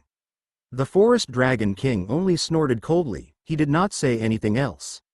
The dragon lair in the Holy Dragon Kingdom has disappeared. This is not the time to joke. If something happens to Fafnir due to some force, it will be a cruel blow to the dragon clan. If we want to find her, we might as well try to contact the dragons who had teleported to the lair through the spatial channel a few days ago. Fafnir mentioned that she wanted to sign a new contract with the Holy Dragon Kingdom to help the king expand the Dragon Knight Legion to 100 people. Therefore, we have also sent a portion of our clansmen here. The Rock Dragon King, who was in charge of the earth element, spoke slowly. He was a muscular man with bronze skin.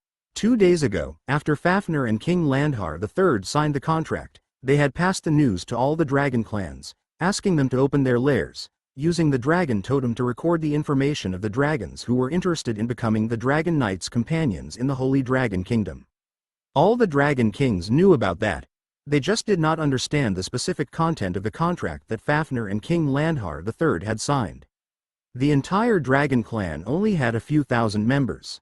Even if the wild dragons who had not joined the lair were included, the number would not exceed 10,000. There were thousands of dragons in Fafnir's lair because it included the relatives of the other dragon kings. Typically, they would have a little over 1,000 dragons. Originally, Fafnir was talking about signing a contract with the kingdom to solve the problem of the dragon's reproduction rate that has been difficult to solve for thousands of years. She also made a blood oath that the dragons couldn't break during the training. But now it seems that we are very likely to have been deceived by her. Perhaps the contract was only a ruse? Her real goal must have been to steal our dragons and then disappear. The Dark Dragon King, covered in a pitch-black cloak and holding a sickle, had spoken. His deep and hoarse voice was like a chilly wind blowing in the ears of every dragon king. Why don't we just capture the king from the Holy Dragon Kingdom and interrogate him? Let's see what's going on. The Dragon Clan and the Holy Dragon Kingdom's ancestors have an agreement. We still haven't figured out what happened to Fafnir. If we rashly capture the king of the Holy Dragon Kingdom, it will inevitably cause their dissatisfaction with us. If we become enemies with a kingdom, none of us would be able to bear it. Then what do you think we should do? Is there a better way? I just contacted my clansmen, but I can't get in touch with them. Maybe Fafnir really used some kind of method to snatch them away.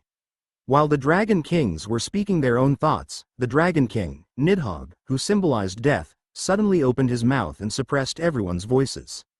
He said, "Be quiet. I can feel Fafnir's aura nearby. I can also feel the auras of many dragons. They are very close to us. There is no doubt that Fafnir's lair is around us. It's just that we can't see it." Nidhogg looked around and extended his right hand. A black ball of light appeared in his hand. He pressed down, and the ball of light in his hand immediately fell to the ground. A large pit immediately appeared on the ground that was touched by the ball of light. The soil in the hole was corroded by the black ball of light and gradually spread in all directions. Anything touched by the black light, whether the earth, trees, or magical beasts, all had decayed. The trees had withered and revealed the bones of magical beasts. Among them, many powerful gold-tier magical beasts were crawling on the ground. They seemed to have been killed without any resistance. The ground below Nidhogg had turned into a patch of black scorched earth in just a few seconds. On top of that, there were piles of debris from the remaining creatures, filled with the aura of death. That terrifying scene made the many dragon kings hold their breath, not daring to make a sound. Nidhogg could make everything he touched wither. That power was one of the best, even among the dragon kings. This area has become a part of my death domain. Fafnir and the dragon lair are obviously not here. Did I sense their aura wrongly? Nidhogg ignored the other dragon king's gazes. He looked at the devastated land and frowned. Just as he was thinking, a young voice suddenly came from above his head, saying, "Nidhogg, you did not sense it wrongly. I'm near you. Speaking of which, you've arrived in someone else's territory, and you've destroyed their territory without a word. Is that appropriate?" The other dragon kings raised their heads and discovered that Fafnir had appeared above their heads. Other than Fafnir, a few other dragons like Olenna and Rem entered their view, and what caught their attention was a golden-haired youth standing beside Fafnir. The young man's body emitted a strong human aura, allowing them to see it at a glance. The appearance of a human in the dragon lair and standing beside Fafnir was not a simple matter. Fafnir, where are you? We have been searching here for a long time, but we still couldn't find your lair. Also, who is that human beside you? After Fafnir appeared, the first person to speak was the Light Dragon King. I forgot to introduce you. This person beside me is Watson. He is the person who helped us to improve the dragon's living environment. As for the location of our lair, you will know when you look up. Fafnir introduced Watson with a serious expression. At the same time, she extended her right hand and pointed at the sky. He was smiling. They should look up? The dragons raised their heads to look up at the sky. There was nothing in the sky except for the sun and the faint starlight hidden behind the sky. Fafnir, you're saying that you've built the dragon lair in the sky? Don't joke with us. The Forest Dragon King revealed a dissatisfied expression. Let's not talk about that. Didn't you call us here to discuss something important that concerns the dragon's survival? What is it? Just tell us now. Actually, I didn't summon you. Watson was the one who asked for your presence. Watson, tell the Dragon Kings about your conditions. Hello, Dragon Kings. This is the first time we've met. My name is Watson. I've summoned you here for one purpose. I hope that you will agree to let me become the 9th Dragon King. At the same time, you will hand over the control of the dragon clans, which will be under my control. Watson displayed proper aristocratic etiquette by placing his right hand on his left shoulder. A mere human wants to be a Dragon King and even wants us to listen to you. Are you stupid? The Dragon Kings looked at each other. They thought Watson was speaking nonsense. They were a powerful dragon race, the strongest in the world. It was fine if Watson, a mere human, did not kneel before them when he saw them, but he wanted to rule them. He was only an immature youth. What right did he have to be so proud? Whoosh! As soon as his voice fell, the Dark Dragon King, one of the 8 Dragon Kings, had arrived beside Watson.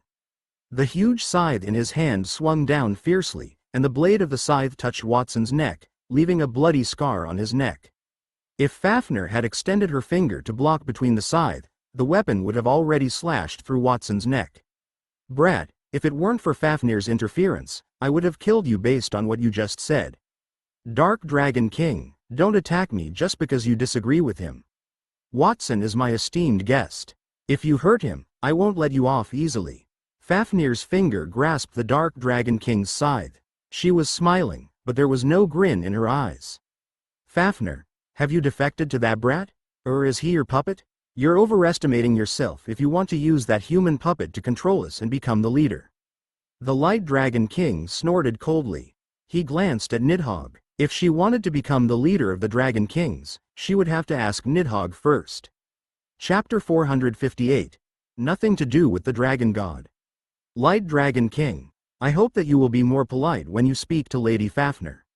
Otherwise, even if you are Dragon King, I will still challenge you to protect Lady Fafnir's dignity. Rem, standing beside Fafnir, stood up in dissatisfaction after hearing the Light Dragon King's teasing. I remember that you are Fafnir's family. Rem, right? When the Dragon Kings are talking, there is no place for low-tier dragons like you to interrupt. Fafnir, it seems like you did not educate your subordinates well, so I do that for you. The dark-skinned Light Dragon King let go of the 2 dragon girls in his arms and floated in Rem's direction. He extended a sharp finger and said, Light Divine Kingdom. A huge and magnificent divine kingdom descended from the sky. That divine kingdom was completely made up of light elements. Even the dazzling light from a distance could make people unable to open their eyes. The closer one got to the divine kingdom, the more it gave people the feeling that they would melt. I want to melt half of your body. Repent in my divine kingdom. The Light Dragon King's lips curled up, revealing a smug look. Generally speaking, the Dragon King's family members were all Diamond-tier dragons. There was still a considerable gap between Diamond-tier dragons and Starlight-tier dragons. He believed that Rem would not be able to withstand a single finger from him. Just as he was thinking that, Rem waved her fist at the majestic divine kingdom. The divine kingdom that was flying toward Rem immediately changed its direction like a rubber ball. It landed on the Light Dragon King's face. It ran over his handsome face, causing a nosebleed that splattered into the air. How is that possible? My attack was bounced back by a Diamond-tier dragon? Wiping the blood from his nose, the Light Dragon King revealed an expression of disbelief. Immediately after, his expression changed to one of anger. He stretched out his hands, and 3 light spots appeared in his hands, connecting into the shape of a pyramid. Starlight Tier Dragon Language Spell, the Divine Kingdom's Triple Lights. The Light Dragon King's voice magnified the 3 light spots and turned into 3 divine kingdoms. The 3 divine kingdoms surrounded each other, and the blazing light that burst hit one spot, drawing a straight line with the power of space shattering. It went straight for Rem's chest. Without a doubt, if that attack landed on Rem's body, it would burn a big hole in her body. However, before that scorching light attack landed on Rem's body, Rem stretched out her right hand that turned into a pink cannon barrel made of tree trunks. A large amount of pollen spores gathered and spread outward. It also shot a pink ray of light. Flower God Cannon. Boom! There was a muffled sound in the air. Rem was unharmed. The attack she released instantly drowned the 3 divine kingdoms released by the Light Dragon King. It directly swept across the Light Dragon King's body and struck him until he was charred. His hair stood on end, and his body was emitting green smoke. The Light Dragon King's mouth was wide open, and he was utterly stunned. Impossible, that is absolutely impossible. Light Dragon King, you were defeated by Fafnir's family. What an embarrassment. The Forest Dragon King, who had just quarreled with the Light Dragon King, cast his eyes on Rem at that moment, and his gaze became sharp. Fafnir, I did not expect your family to become a Dragon King, and it's an existence that's powerful enough to rival the Light Dragon King. 2 Dragon Kings in one nest. Is that why you're so arrogant? It's 3 Dragon Kings. I'm also a Dragon King. Olenna interrupted them. She also emitted an aura that was not weaker than Rem's. 3 Dragon Kings? All the Dragon Kings looked at each other in dismay. 3 Dragon Kings had appeared in Fafnir's lair in such a short period. That was too lucky. A Dragon King might not appear for hundreds of years. There are many other Dragon Kings in the lair, Olenna said. Her words made all the Dragon Kings shake their heads. 3 Dragon Kings is already a rare situation. There are more Dragon Kings? Who are you kidding? They thought that Olenna's words might have been a deliberate attempt to scare them so that they would listen to Fafnir's words. As for the Dragon Kings, who were extremely resourceful, they would not be fooled. Fafnir, did you call me here for such a boring matter? I went to great lengths to travel from the Thorn Empire to the Holy Dragon Kingdom, but in the end, you only wanted to support a human to become the leader of the Dragon Clan and show off the dragons who had been promoted to a Dragon King. Do you know how much time and energy I wasted by doing that? Whether it was the time I spent rushing here from the Thorn Empire or the sweat I shed during the journey, those are my rights and interests. There is no doubt that you have violated them. Nidhogg's gloomy gaze fell on Fafnir, and more than 10 black spheres appeared on the surface of his body. Upon seeing those spheres, the other Dragon Kings around him retreated. That was Nidhogg's signature ability. It was called the Black Death Cannon, and it could grant an instant death to an enemy. A single Black Death Cannon was enough to kill anything on the ground below the 10 black spheres. Even the Dragon Kings might lose their lives. If it was the past, I might be timid after hearing your threats, but I'm not afraid of you now. Fafnir faced Nidhogg directly, her face full of confidence. She opened her slender right hand, and 5 small red dots appeared on his fingers. They were tiny red dots, but they contained destructive waves like the sun. Then the 5 small red dots flew out and directly pierced through Nidhogg's Black Death Cannon, causing the Black Death Cannon to be engulfed in flames and burn into black dregs. Am I seeing things? Fafnir dared to challenge Nidhogg, and she broke through Nidhogg's Black Death Cannon. The Light Dragon King muttered to himself, not entirely understanding what was happening in front of him. Fafnir, it seems like you have also become stronger. If you don't suppress your strength now, you are probably in the Starlight tier. Am I right? Nidhogg did not get angry. Instead, he revealed a puzzled expression. Starlight tier? Fafnir has actually advanced to the Starlight tier. Doesn't that mean that she's on the same level as the Dragon God? Is that true? The Dragon Kings did not believe Nidhogg's words. However, after taking a glance at Rem and Olenna, their expressions changed. Olenna and Rem had a significant breakthrough as family members, but why was Fafnir not stronger? However, what exactly happened in Fafnir's lair that allowed a Dragon King and 2 dependents to advance together?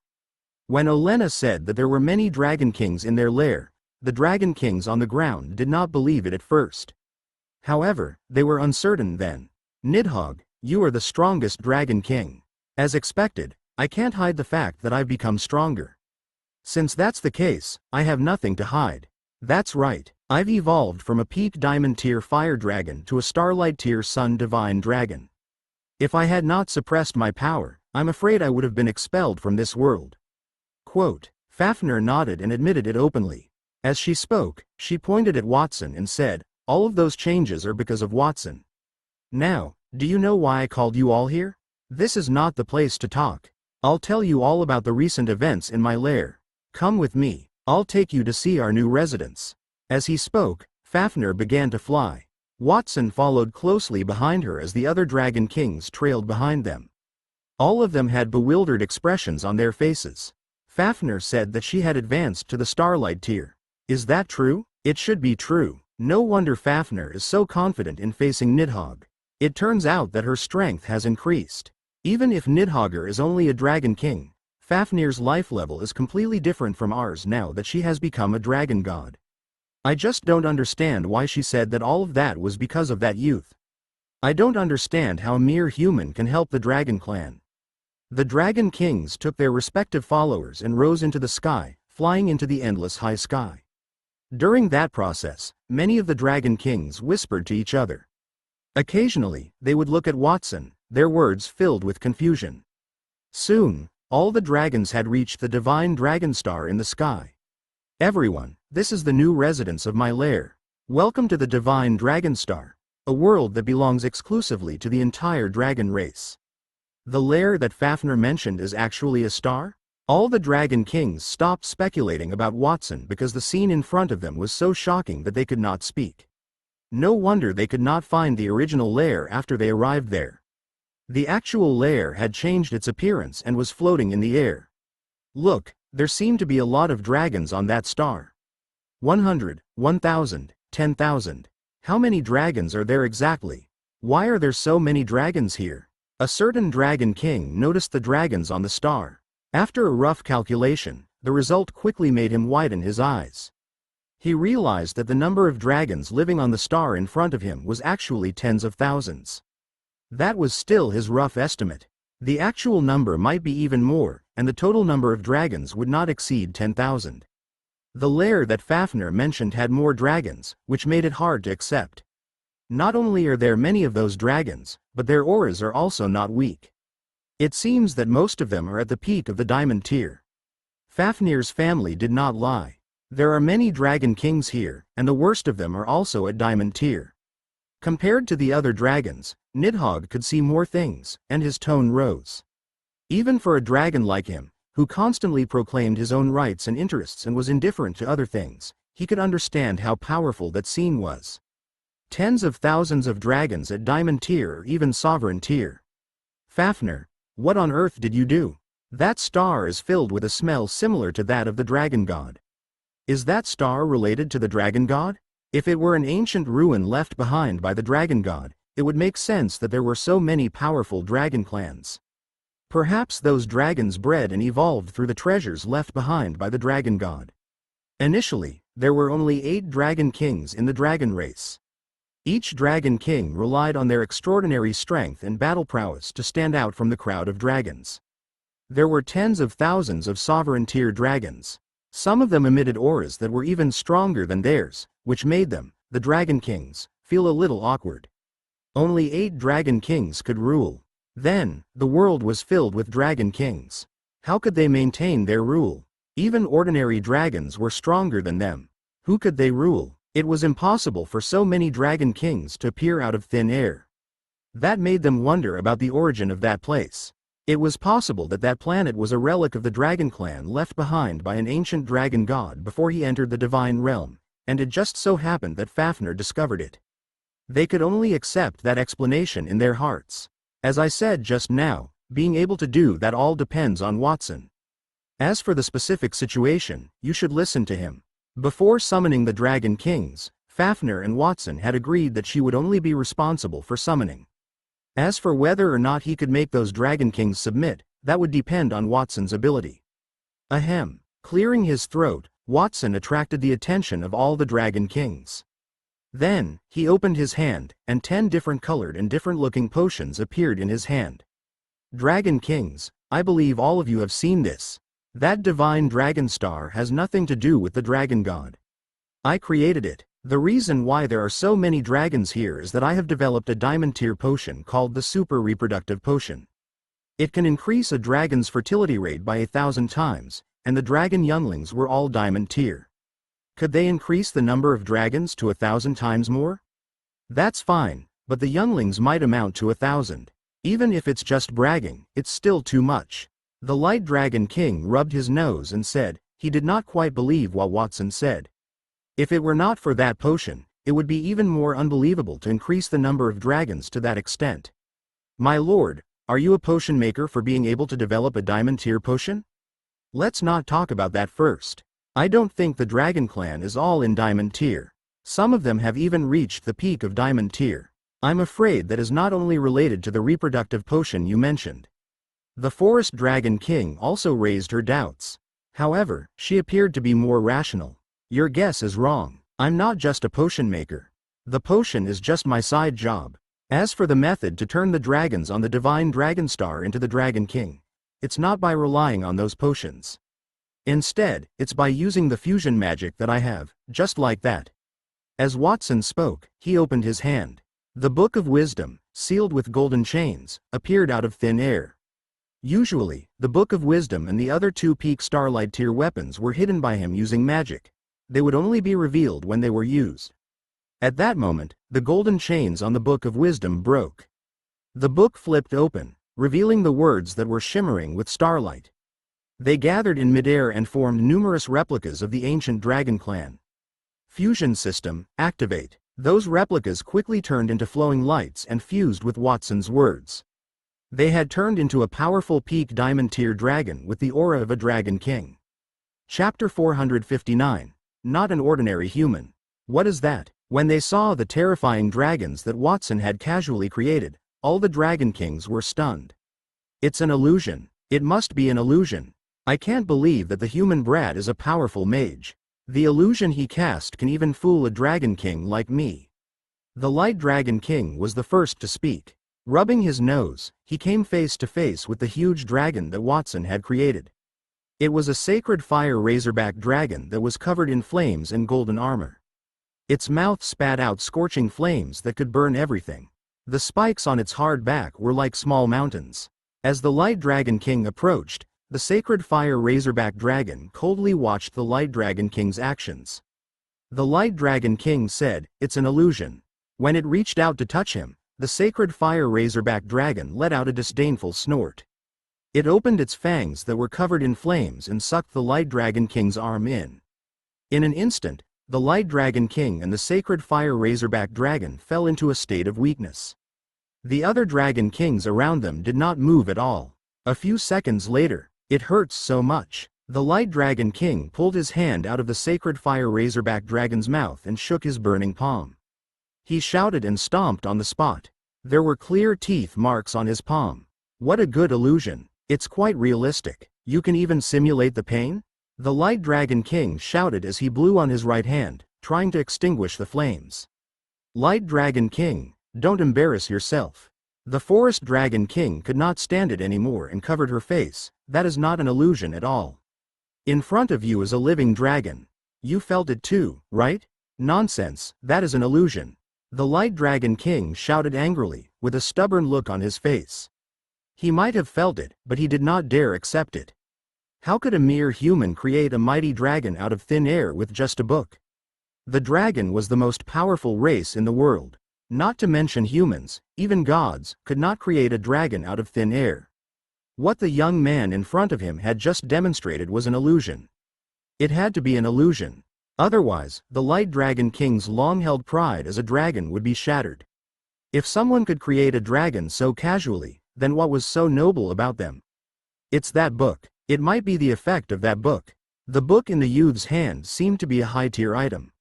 It should be a diamond tier or higher magical tool. That youth must have used that book to make us see an illusion. The Light Dragon King pondered, and his gaze fell on the Book of Wisdom in Watson's hand. The Light Dragon King is right. Don't be deceived. Watson can do what you just saw, even without that book. It's just a little more troublesome. That was a real dragon. Watson has the ability to create a dragon, Fafnir interjected from the side. Her words moved all the Dragon Kings. The Light Dragon King asked, if what you said is true, then the diamond-tier dragons that appeared on the divine dragon star were created by Watson? He can fuse the dragons and create them out of thin air and even make them stronger. That ability is too terrifying. Is that young man the incarnation of the dragon god? The Dragon Kings had the same thought as the Light Dragon King. They were unwilling to believe that Watson could create dragons. However, they were rational. They had no choice but to believe everything that Watson had shown. Furthermore, they could see more on the divine dragon star. If Watson created the entire divine dragon star and its dragons, it would prove that Watson's ability had no limitations. It could be used in many situations. That could instantly increase the Dragon Clan's combat strength by countless times. They might even become the largest race in the world. As part of a powerful Dragon Clan and a Dragon King, they were dragons that had lived for at least hundreds of years. However, even after hundreds of years of experience, they still could not understand what Watson had done at that moment. They felt like it was a miracle. Fafnir, the reason so many dragons appear in your lair is because of that method? You were able to advance to the same tier as the dragon god?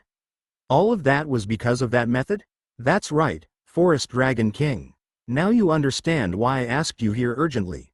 This really is an extremely urgent matter. The few Dragon Kings looked at each other and saw the complicated look in each other's eyes. When they first arrived and discovered that Fafnir's lair was missing, they were filled with doubts. Then, they saw Fafnir appear with Watson. The young man had also announced that he would become the dragon's ruler. Their doubts turned into anger, but at that moment, they were at a loss. If Watson really had such a magical ability that could raise the Dragon Clan's strength, it was not unlikely that Watson would become the dragon's ruler. They could consider letting Watson become one of the Dragon Kings. If they chose Watson to become one of the Dragon Kings, would they be able to borrow Watson's power to become stronger and become a dragon god? At that moment, their strength did not even surpass the dragons on that star. They needed to become stronger than Fafnir. While the Dragon Kings were thinking about that, the dragons on the divine dragon star had already discovered the arrival of the Dragon Kings. Most of those dragons were sent by different Dragon Kings in response to Fafnir's call. At that moment, those dragons flew in front of their respective Dragon Kings and began to praise Watson. Light Dragon King, my lord, you're finally here. I've been waiting for you for a long time. You might not know what I've been through these past 2 days. Young Master Watson developed the super reproductive potion that let a pregnant female dragon deliver 1,000 younglings. Later, he even transformed our lair into a star in the sky. Not only that, but young Master Watson has also developed other magical potions, such as a potion that can greatly increase one's strength. Oh, right, I also heard that young Master Watson had developed a potion that can raise one's strength to the Starlight tier in a short period. We have also reached the strength of a Dragon King. My lord, if you don't agree to young Master Watson's request, we won't go back to the lair. Anyway, you have thousands of wives in the lair. Every day, you and those wives will make a lot of noise. If any dragon has any reaction to that, you will punish them.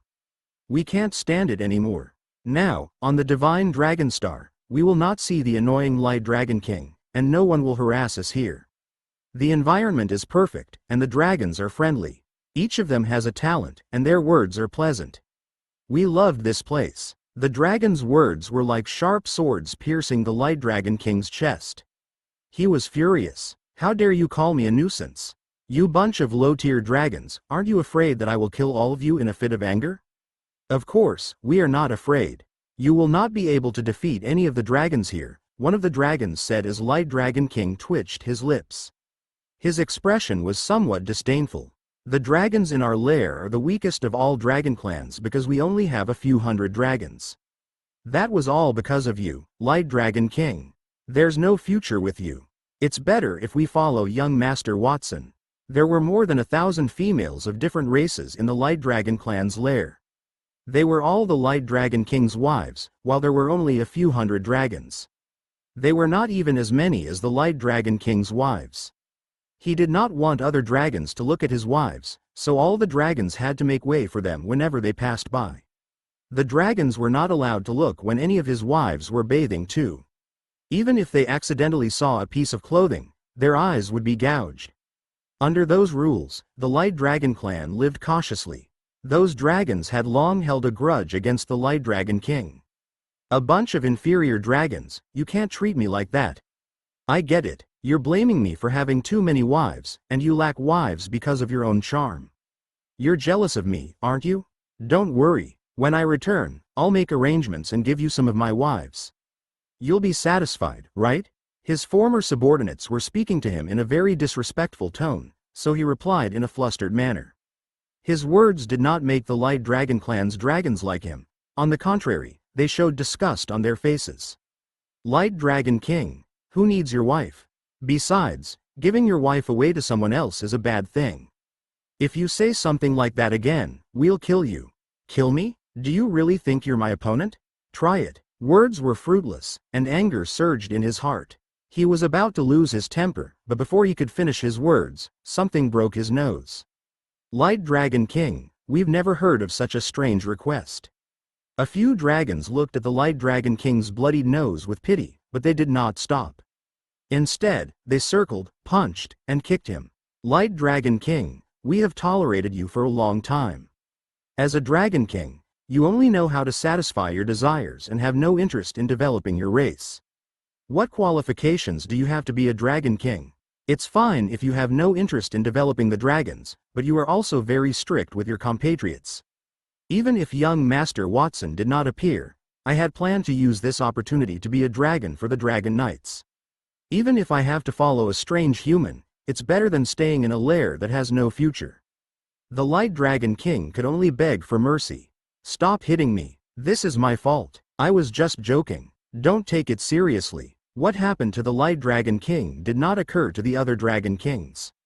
After all, the other Dragon Kings were not as annoying as he appeared to be, and that had caused his former clansmen to recount what had happened to them in the cave for the past 2 days. If the other Dragon Kings had been suspicious of Fafnir and Watson, they had started to believe them. At the same time, they also realized a problem. They were gradually losing their prestige among the dragons. Even though their former subordinates still regarded them as Dragon Kings, their expressions and tone were no longer respectful.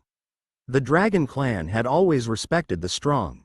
While those dragons were polite to them, how long could that situation last? Would they still listen to them if those dragons gradually surpassed them with Watson's help? Putting aside the fact that they were in great danger, they were there to hold a meeting. However, apart from Fafnir, none of them were qualified to present their ideas at the meeting. It was even difficult for them to leave under the watchful eyes of many Dragon Kings if they made any inappropriate remarks.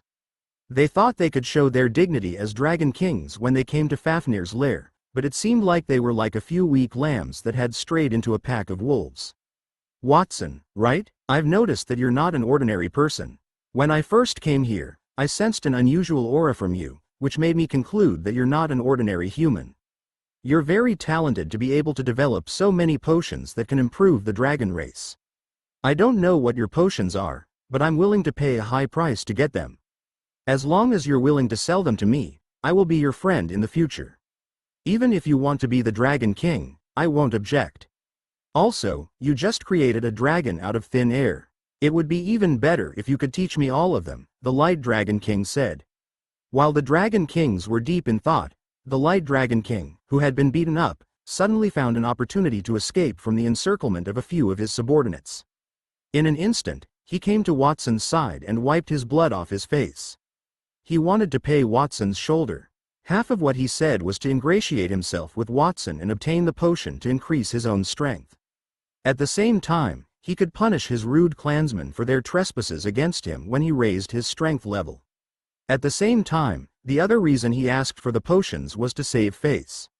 He was the dignified Dragon King, but he actually had the cheek to ask for benefits from a human. If that were spread, it would damage his dignity. Therefore, he could not treat Watson as an ordinary human. Watson could create dragons out of thin air. According to the dragons, he had many potions that could work on dragons. There should be no problem saying that he was not a human, right? That was not something a human could do. Light Dragon King, I did not expect you to be so powerful. How do you know that I'm not an ordinary human? Watson nodded at the Light Dragon King. His body expanded with a swoosh, and gray scales emerged from his body. Accompanied by a fierce dragon roar, he turned into a chaos dragon with a chaotic aura around his body. That sudden scene made the Light Dragon King maintain the posture of patting Watson on the shoulder while standing there in a daze. He had just said that Watson was not an ordinary human, but he was just being polite. Anyone could see the human aura around Watson's body. How could he have thought that Watson was not a human? I felt the human aura on that youth just now, but how did he turn into a dragon? And what kind of dragon is that? I've never seen it before. The Forest Dragon King sized up the chaos dragon that Watson had turned into, and after confirming that it was not an illusion or magic, she looked puzzled. That brings us to the second of the 10 potions I've completed, Dragon Transformation Potion. As long as you take that potion, any creature can transform into a dragon, and its level will not be weaker than a Diamond Tier Elite, Watson, who had transformed into a chaos dragon, said in a muffled voice. After his voice fell, the other dragons fell into silence, including all the Dragon Kings. From the beginning, what they had seen and heard had exceeded their imaginations. A series of shocks rendered them unable to recover from their shock. Fafnir, where did you find that monster? Are you sure that that guy is human and not something that looks like a human but is completely different? After a long while, the Rock Dragon King finally spoke with a puzzled expression. Fafnir nodded. When I first saw Watson's abilities, I had the same thought as you guys. I can understand that, but unfortunately, Watson is indeed a human. Furthermore, he is the strongest genius in the Holy Dragon Kingdom, conferred by the Human King. Now, are you still unable to accept my proposal to make Watson the ruler of the Dragon Clan and one of the Dragon Kings? Wait a moment, Fafnir. Let us take a breather first. The Forest Dragon King rubbed the space between her eyebrows, turned her head away, and adjusted her breathing. The other Dragon Kings were also doing the same thing, either adjusting their breathing or closing their eyes. They did not speak for a long time. After a long while, the first person to speak was the Forest Dragon King. I agree to let Watson become one of the Dragon Kings, and I won't oppose him even if he becomes the ruler of the Dragon Clan, as long as he can raise me to the same tier as Fafnir. Forest Dragon King, you changed sides so quickly. You would give up your dignity as a Dragon King for a small benefit. You're really a disgrace. The Dark Dragon King, whose entire body was covered in a bamboo hat, waved the giant scythe in his hand gently, leaving a pitch-black mark in the air. Dark Dragon King, so you have a different opinion from me? The Forest Dragon King glanced at the Dark Dragon King, his expression unhappy. The reason I agreed to Watson's request was to become stronger and for the continuation of our race. Watson has a way to make the dragons stronger. If I join him, all the dragons under my command can become Dragon Kings. What's wrong with that? First, she had to agree to Watson's request. As long as Watson helped her turn all the dragons in the Forest Dragon Lair into Dragon Kings, it would not be difficult for her to defy Watson's rule in the future. She only temporarily agreed to Watson's request to seek benefits. Presumably, the Dark Dragon King, who was not very smart, could not understand it. Forest Dragon King, I do have somewhat different thoughts from you. To me, if I want to rule the Dragon Clan, I must have enough power. I don't care about anything else. I will defeat him. The Dark Dragon King turned around. Under his pitch-black cloak, two sharp eyes locked onto Watson. Then, the pitch-black cloak on his body rapidly expanded and turned into a boundless night. His true form, the abyssal demonic dragon, was revealed. Two long, demon-like horns were burning on both sides of the dragon's head. In the middle of the horns was a massive door made of flames, like a door to hell. Similar doors of fire were also densely packed around his body. Massive, terrifying white skeletal arms grabbed onto the door of flames, stretching out a crack from within the door. Roar! The abyssal demonic dragon that the Dark Dragon King had transformed into opened its wings. Its wings were complete but were tattered. There were holes in them, and they could support its flight. His exposed chest and abdomen were not flesh and blood. Instead, they were covered with a thick layer of white bones. With a roar, the gates of hell that were burning with flames opened one after another. Massive skeletal arms appeared in the air like chains, flying toward Watson. Starlight Tier Dragon Language Spell, Skeleton Kingdom. Starlight Tier Dragon Language Spell, Dark Divine Kingdom. 2 divine kingdoms appeared in the air, one after another. Behind the white bones that filled the sky, there was a deep darkness that could devour everything. That deep darkness was like the deepest abyss in the world itself, falling with unstoppable power. It was going to swallow Watson. Faced with the powerful blow of the double divine kingdom, Watson's Chaos Dragon smiled. The crown made of 7 dragon horns that flickered with the color of chaos on its head shine even brighter. Immediately after that, the vertical crack between his brows opened, and an eyeball without pupils appeared. The eyeball was connected to the source of chaos. Eye of Chaos. At that moment, Watson had extracted most of the power from the source of chaos elemental magic. The sky that had turned pitch black because of the dark divine kingdom cast by the Dark Dragon King suddenly appeared with a huge grayish-white eye. There was no pupil or emotion in the eye. It watched everything coldly and mercilessly, like the eye of a god. The moment the eye appeared, the Dark Dragon King lost control of the Dark Divine Kingdom. The endless darkness was torn apart spontaneously under the gaze of the eye. It was as if the rats that had seen their natural enemy had dispersed. Countless huge skeletal palms shattered before they could even touch Watson's body. Then, they were wiped away by the Eye of Chaos as if they had never appeared before. It had only been a few seconds since the dual divine kingdoms had been released and collapsed. That scene shocked the Dragon Kings, and after Watson's Chaos Dragon had shattered the Dark Dragon King's attack, controlling the Eye of Chaos in the sky, it shifted its direction, allowing it to look at the Dark Dragon King. The Dark Dragon King immediately let out a blood-curdling scream.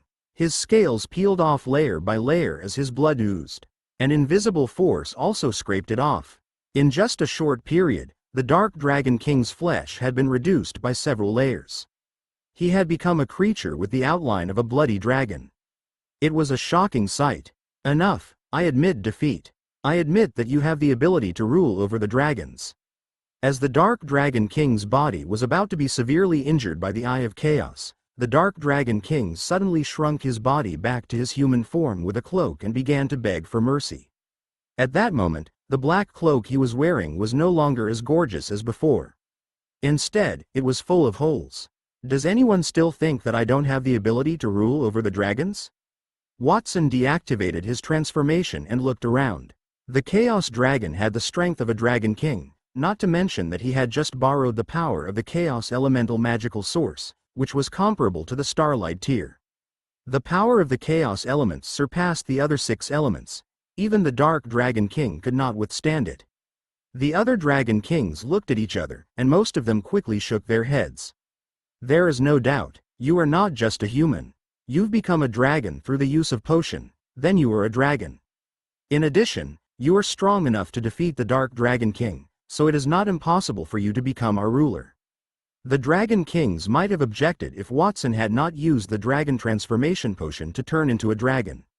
However, Watson was also a dragon. So, no matter how heaven-defying Watson was, whatever magical thing he did was considered to be done by one of the dragons, so they were not dissatisfied.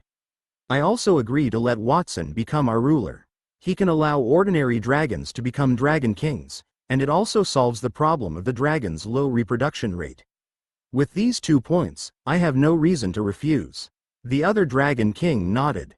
If they disagreed, they would probably end up worse than the Dark Dragon King. The dragons had no choice but to lower their heads. Furthermore, they were also worried that even if Watson did not do anything to them, they would not be able to survive the future if they were expelled from the Divine Dragon Star.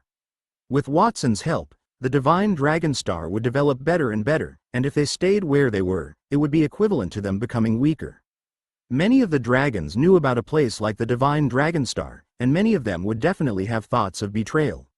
Instead of watching as the gap between them widened, they might as well comply with Watson's request to squeeze benefits from the dragon. Since everyone doesn't object, then I announce that I am the only king of the dragons. Wait, Watson was just about to announce his ruling position and sign a contract with the Dragon Kings when a melancholic voice interrupted him. Nidhogg, who had been silent ever since he displayed his powerful powers, flew to the front of the dragons.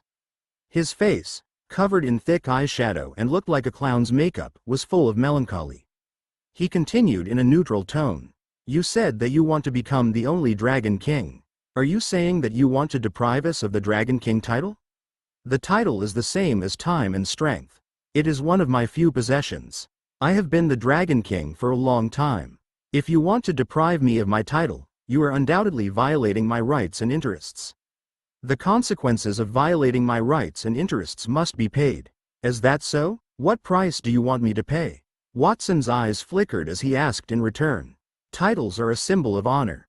Since you want to deprive me of my honor, then I'll break all the bones in your body and hang you naked for 3 days in front of all the dragons. That is the punishment I want to impose on you."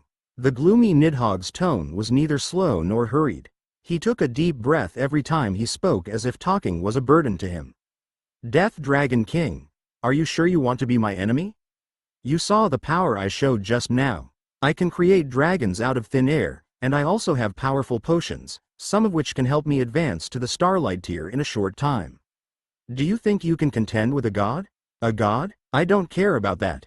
You have to understand that I'm different from the other Dragon Kings. I'm called the Death Dragon King, Nidhogg." Nidhogg spoke indifferently. His body suddenly expanded, and his human form, which looked like a clown, turned into his real body. Boom! A huge claw pressed against the ground. It was hard to imagine how huge the dragon was. Its body was about the size of the divine dragon star. After it appeared, the entire divine dragon star dropped hundreds of meters. Cracks even appeared on the ground. A suffocating sense of despair appeared in the eyes of every dragon who raised their heads to look at Nidhogg's body. There were many ancient sharp weapons on the dragon's body. A gush of bright red blood slid down where the weapons were inserted, soaking its body and dyeing its scales dark red. The fresh blood was not Nidhogg's blood but came from the weapons on his body. They were holy relics of different styles from different eras, and even more ancient weapons seemed to be Starlight tier. Those weapons were all wrapped in bright red blood that would not clot. Even just the blood itself gave people a feeling of fear in their hearts. There were rumors that Nidhogg was the earliest Dragon King. He had lived for more than 10,000 years and even experienced the Great War between gods and demons 10,000 years ago. That matter had always been like a fairy tale in the hearts of the dragons. No one knew if that rumor was actually true. Nidhogg was born 10,000 years ago. At that time, the world was not as small as it was at that moment. The dragon was just a dragon at the time, and it was not particularly powerful. Other than the gods, no other race could stand shoulder to shoulder with the dragon. Everything changed when the Death Dragon King was born. The Death Dragon King had aspired to become stronger since he was young. In his heart, he held a belief. As a powerful dragon, why could dragons not rule the world like the gods? What was the difference between the dragon and the gods? In order to solve the doubts in his heart, he sought out the wise giants of that era, known as the Wise Men race. Under their enlightenment, he came to where the world tree grew and began to eat its roots. The world tree was an important item for the gods because the world tree contained a large amount of life force. It could emit magic elements that filled the world. At the same time, the sap of the world tree could be used to maintain eternal life. If the world tree were lost, then the gods would no longer be immortal. Its actions quickly attracted the attention of the gods. A few gods tried to kill him. Unfortunately, after consuming a large amount of the sap of the world tree, his strength was no longer weaker than ordinary gods. In the end, he succeeded in killing a few gods. As a low-tier race, he was able to kill gods. That caused the name of the Dragon of Despair, Nidhogg, to be spread among the gods. Unfortunately, not long after that, an internal battle broke out between the gods, and no one paid attention to him anymore. It was a world-class battle. Regardless of whether it was the gods or other races, they fought for their own survival. After he had eaten the roots of the world tree, Nidhogg joined the battle to maintain the stability of the dragon race. That battle lasted for thousands of years. Every wound on his body was proof that he had once fought with all his might. Several gods had once besieged him during the era of the gods. He had used his sharp claws and fangs to tear the bodies of his opponents after being stabbed by the gods' weapons. In the later eras, he would also be besieged by many armies. With just a wave of his hand, he had destroyed those kingdoms that had overestimated themselves and sowed the seeds of despair on the earth. In the ancient past, he was known as the Dragon of the Gods' Dusk. Then, his name became the Doomsday Judgment Dragon.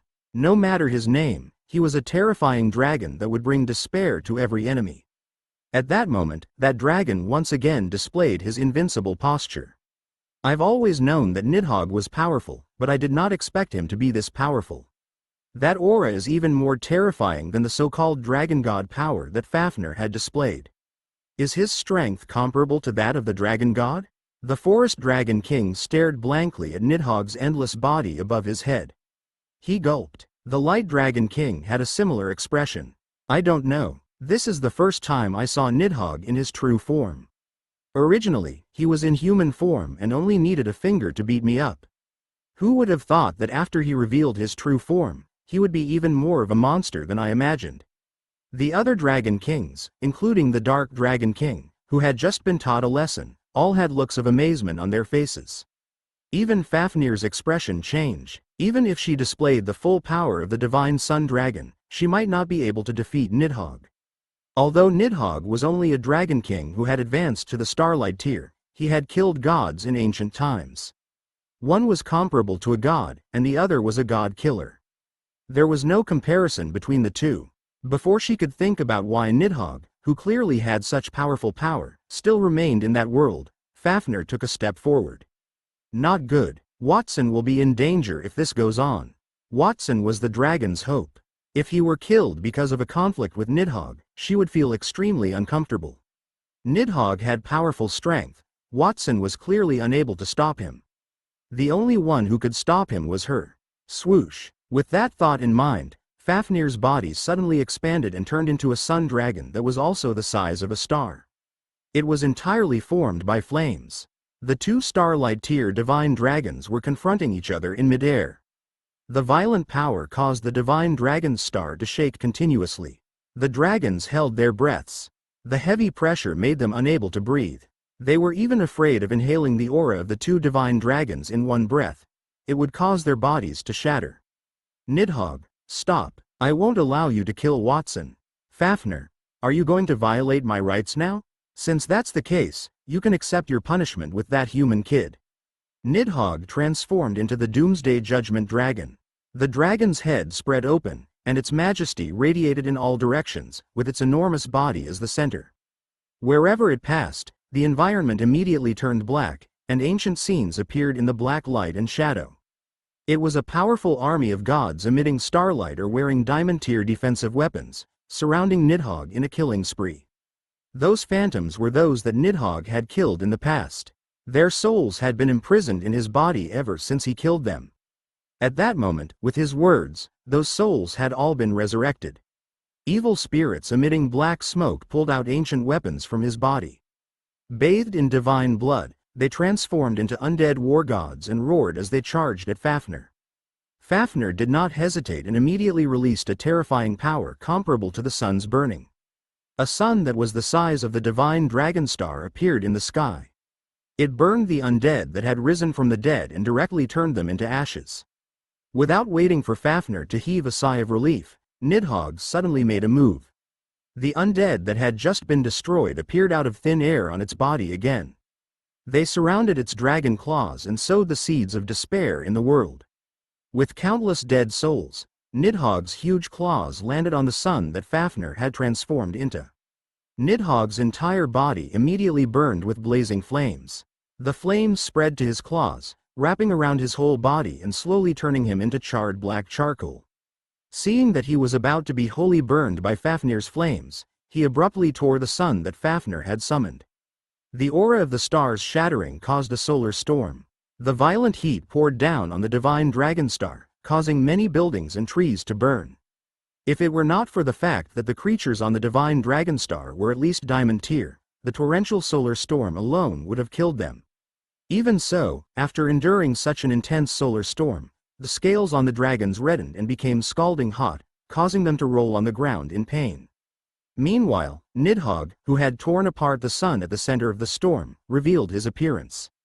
He was burned into charcoal, and the souls of the dead emerged from his body, which was riddled with holes.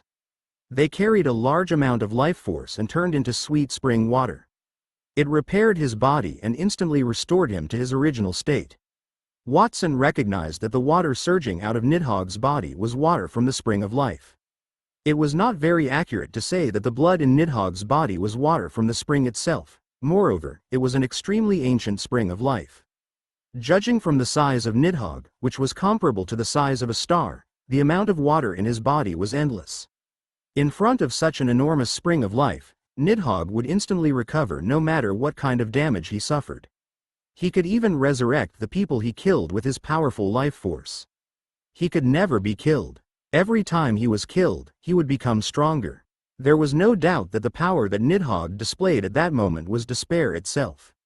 DMN it. Can't I stop Nidhogg with my own energy? Fafnir floated in the air and reached out to wipe away the blood that seeped out of the corner of her mouth. Her huge eyes fell on Watson. Even though she had advanced to a sun dragon god, it was still not easy for her to contend with Nidhogg. If she could use those magical potions that Watson had created, the situation might be a little better. She also did not expect that Nidhogg would be so powerful. No matter what, she had to protect Watson. While she was thinking about that, Watson, who had been watching the battle between her and Nidhogg, suddenly walked out and said, "Lady Fafnir, thank you for protecting me, but this battle belongs to Nidhogg and me. Leave the rest to me." "Watson, are you crazy?" Fafnir was stunned for a moment, then let out a voice that shook the world. Fafnir, who had become the dragon god, was not a match for Nidhogg, and Watson wanted to fight with Nidhogg. Was he suicidal? Nidhogg could crush Watson with just one finger. "I'm not crazy. On the contrary, I'm very clear-headed. Just as the Dark Dragon King said, it's not enough to have magical means to become a ruler. One must also have extraordinary strength. If I can't defeat Nidhogg, it seems that I will never be safe."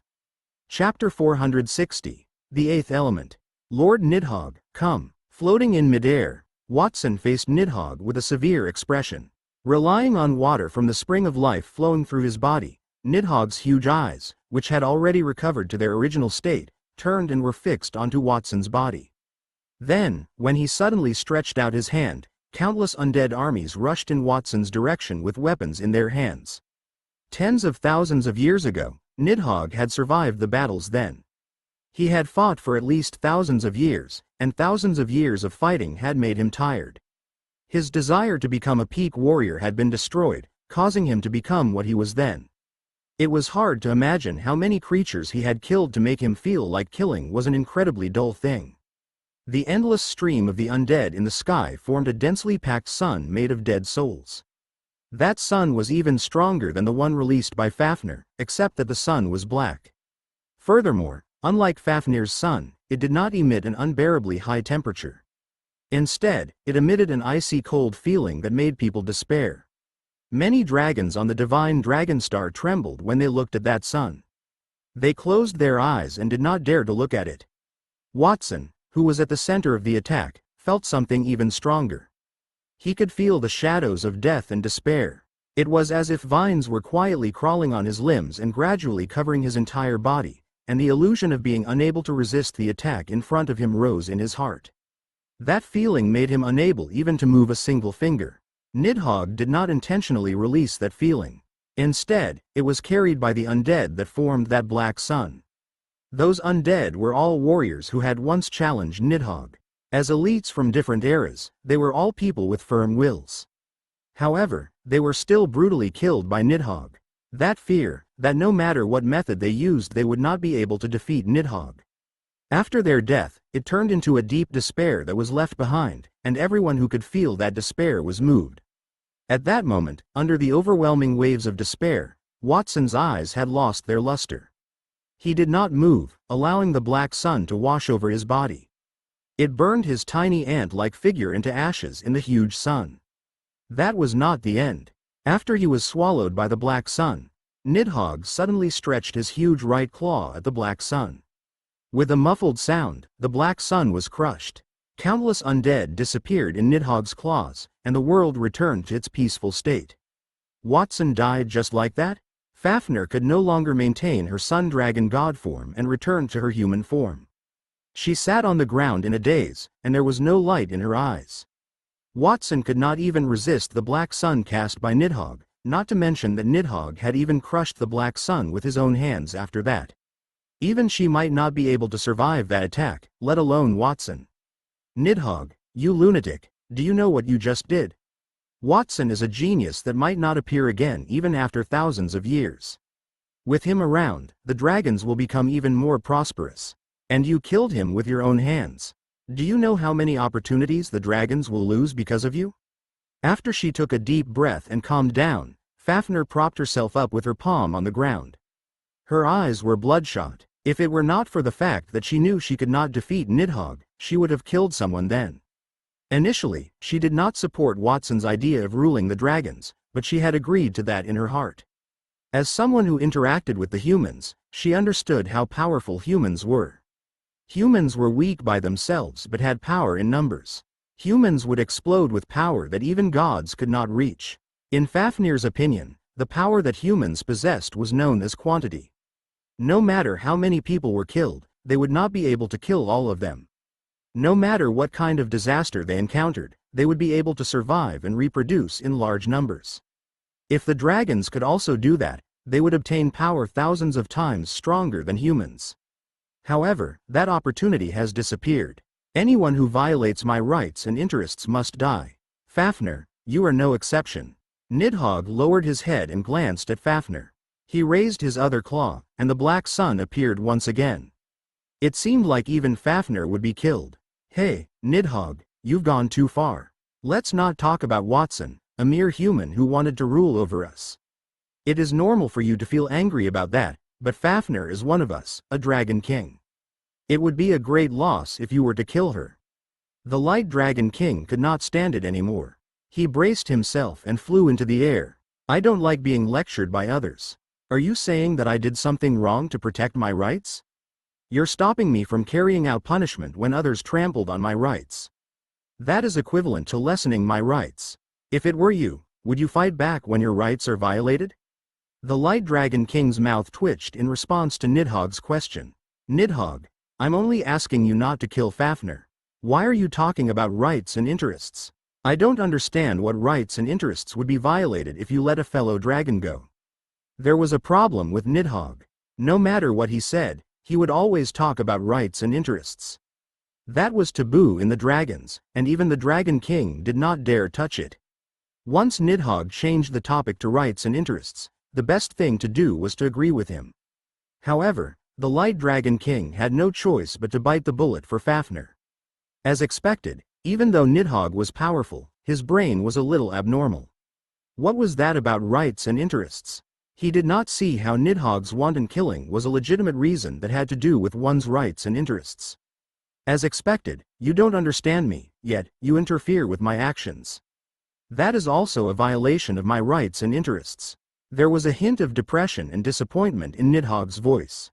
His huge dragon claws did not aim at Fafnir but instead aimed at the Light Dragon King.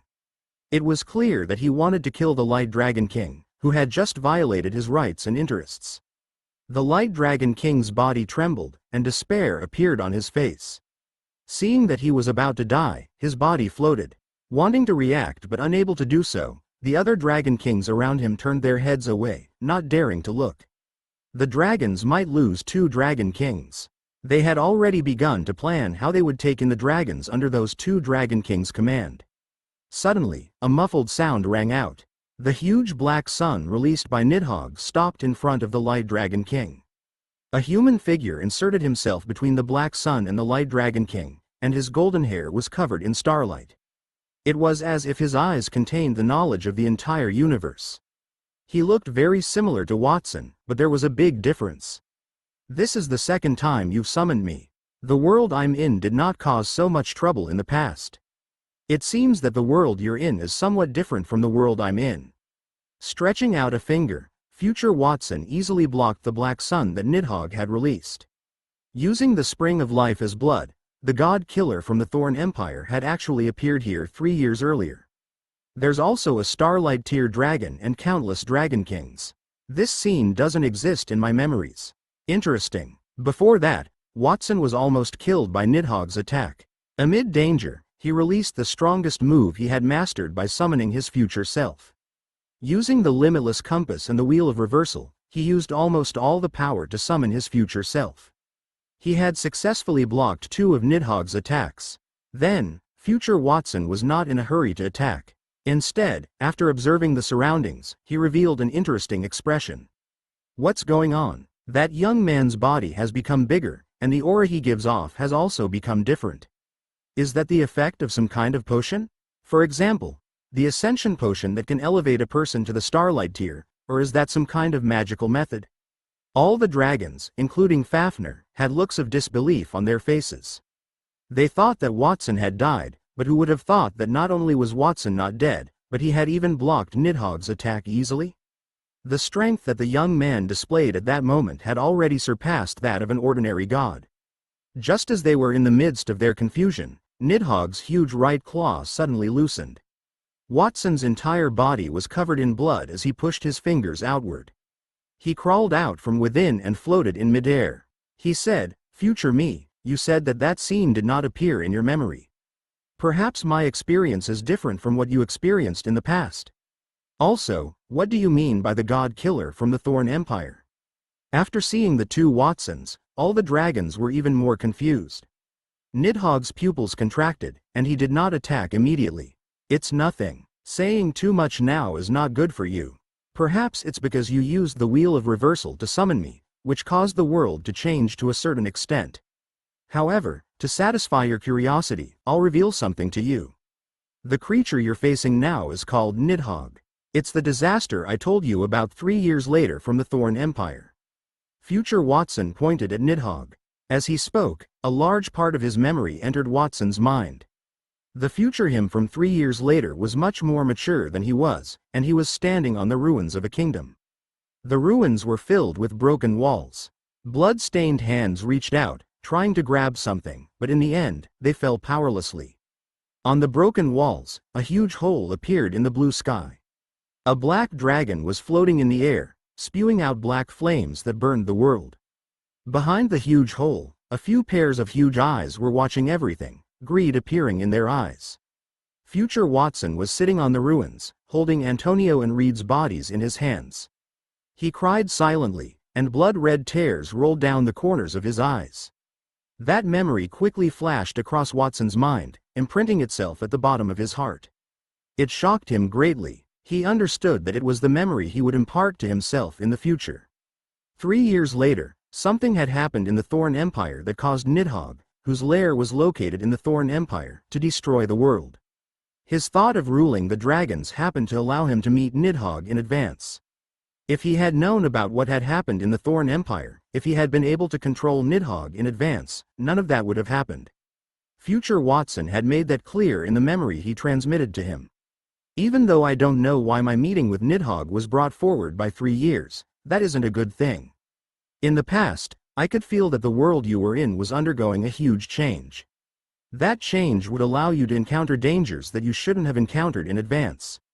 I might not be able to help you to the extent you need." Future Watson spoke as if sensing the thoughts in Watson's heart. Watson had a fusion system. As long as he used the fusion system to fuse Nidhogg, he would obey his orders. There would not be any future tragedies. However, Future Watson said that what should have happened 3 years later was brought forward by 3 years. What did that mean? Everything that Watson had experienced was brought forward? What if Watson had encountered something that should not have happened? A glint flashed through the eyes of Future Watson. He was apprehensive about Watson. Even if Watson had experienced a disaster in an untimely manner that was even more tragic than what he had experienced in the past, it would be difficult for him to escape. If the enemy Watson encountered were an enemy that would only appear in the future, it would be useless even if he was summoned. "I hope my guess isn't correct," Future Watson muttered to himself. He turned his head and looked at Nidhogg again. As someone who did not belong in that time and space, his existence was limited. "Nidhogg, the moment I descended, I already understood the reason for your anger. In detail, no one harmed your rights. It would be better to say that what I did in the past was to protect your rights. I apologize to you for my past self, and I promise that I will not deprive you of your title as the Dragon King. The past me can change our name, for example, the Dragon Emperor. In that way, you will still be the Dragon King, and I will also be able to rule the dragons. Killing two birds with one stone, don't you think? Future Watson spoke with confidence. Hearing that, the dragons and the Dragon Kings had strange expressions on their faces. Even if Watson changed his title, he would still rule over the dragons and Nidhogg, right? What difference would that make? Nidhogg would definitely get angry again. To their surprise, Nidhogg did not get angry. Instead, he thought about it seriously and nodded. You're right. As long as I'm still the Dragon King, my rights and interests will not change. Watson can be the Dragon Emperor. That doesn't violate my rights and interests. I agree to your request. Then it's decided. Future Watson smiled and lowered his head to take a look at Watson. Then, he took a step forward and disappeared into the air as if he had never appeared before. Really? Nidhogg had agreed? The dragons, including Watson, could not help but tremble and almost fall. They did not expect that the thing that Nidhogg was struggling with was not that he had to endure Watson's rule. Instead, he was struggling with the fact that his title as the Dragon King could be changed. Was that thinking a little too strange? Watson could see himself having a relationship with that dragon named Nidhogg in the future. He could easily calm Nidhogg's anger with a few words. Nidhogg's brain was not something that ordinary people could understand. It seems that everything has been resolved.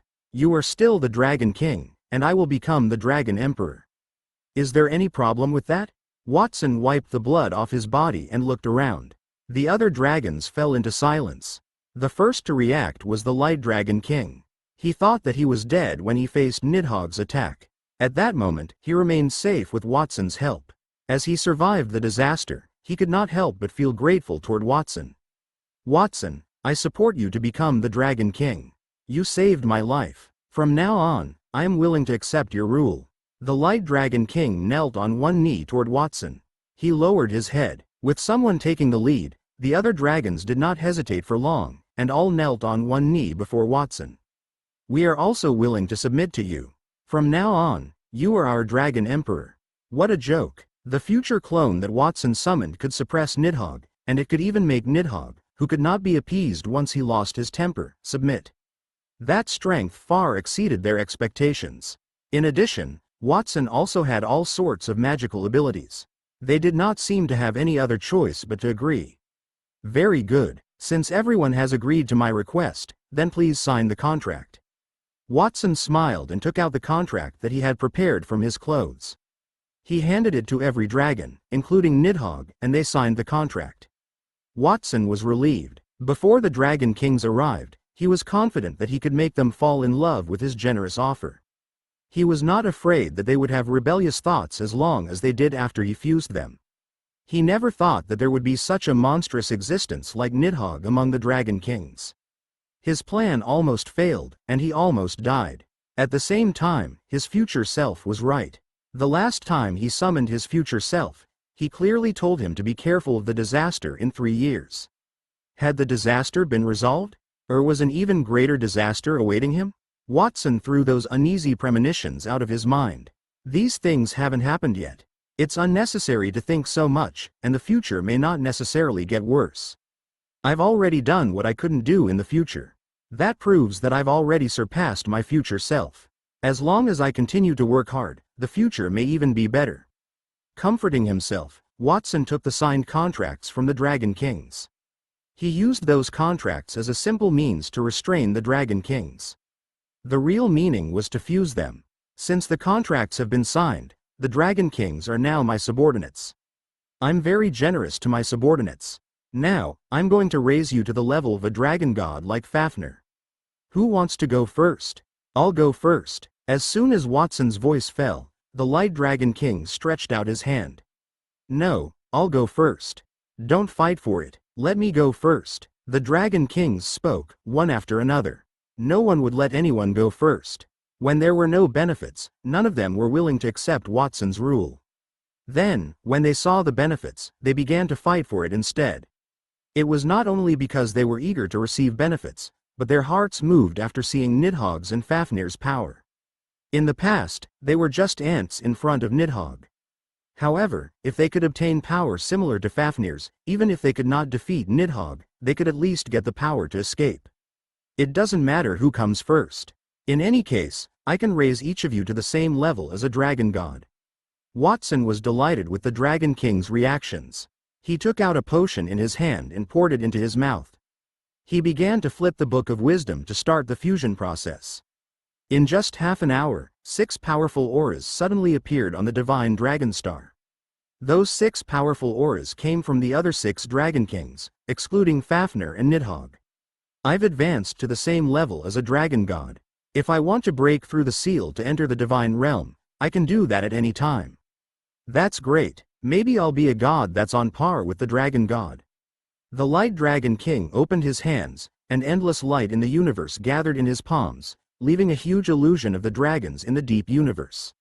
He was no longer the Light Dragon King. Instead, he had successfully advanced to the divine star-seeking dragon. The Forest Dragon King, who had also advanced to the divine nature dragon, glanced at the Light Dragon King with disdain. She said, "Light Dragon King, your current strength is a gift from the Dragon Emperor. Don't be so smug. The divine realm might not be as beautiful as you think. Otherwise, why would Nidhogg, who has the ability to become a god, be stuck at the sovereign tier without breaking through? Who knows, you might just enter the divine realm and be eaten by a group of gods as delicious pastries." Well, that makes sense. The Light Dragon King nodded and looked at Nidhogg, standing by the side with his arms crossed and face full of melancholy. By the way, why didn't Nidhogg accept the Dragon Emperor's gift? Is the Dragon Emperor's gift also a way to destroy his rights and interests? It would be great if he thinks that way. Right now, my strength is inferior to his. However, as long as the Dragon Emperor gives a few more gifts, we might be able to surpass him. All the Dragon Kings were excited about the gifts given by Watson. Nidhogg had no intention of letting Watson increase his strength. "Nidhogg, do you want to increase your strength too?" Watson wiped the sweat off his forehead and asked hesitantly after increasing the strength of all the other dragons. He did not know if Nidhogg would accept his request, but it was necessary. If he fused Nidhogg, he would obey him psychologically and physically. Furthermore, Nidhogg would become stronger. Who would dislike having a stronger subordinate? Yes, Watson was still thinking nervously when he heard Nidhogg's calm response. "Seriously? Then I won't stand on ceremony," he muttered in his heart. It seemed deprivation was a violation of rights and benefits for Nidhogg. Watson flipped through the Book of Wisdom and duplicated a large number of ancient dragons. He transformed them into light and fused them into Nidhogg's body. At that moment, the number of ancient dragons Watson had summoned was greater than when he had fused the other Dragon Kings. Why did Nidhogg agree to the Dragon King's request? If he becomes stronger after the fusion, wouldn't we still be living under his fear? The Light Dragon King could not help but grumble in a low voice after seeing Nidhogg's true form. Their fear of Nidhogg had reached an unprecedented level. After all, facing a dragon who attacked at the slightest disagreement and even killed his own kind would make anyone feel afraid, right? It was not just the Light Dragon King who had thought so. The other Dragon Kings also showed similar expressions. Ignoring their thoughts, Watson was currently fusing a large number of dragons into Nidhogg.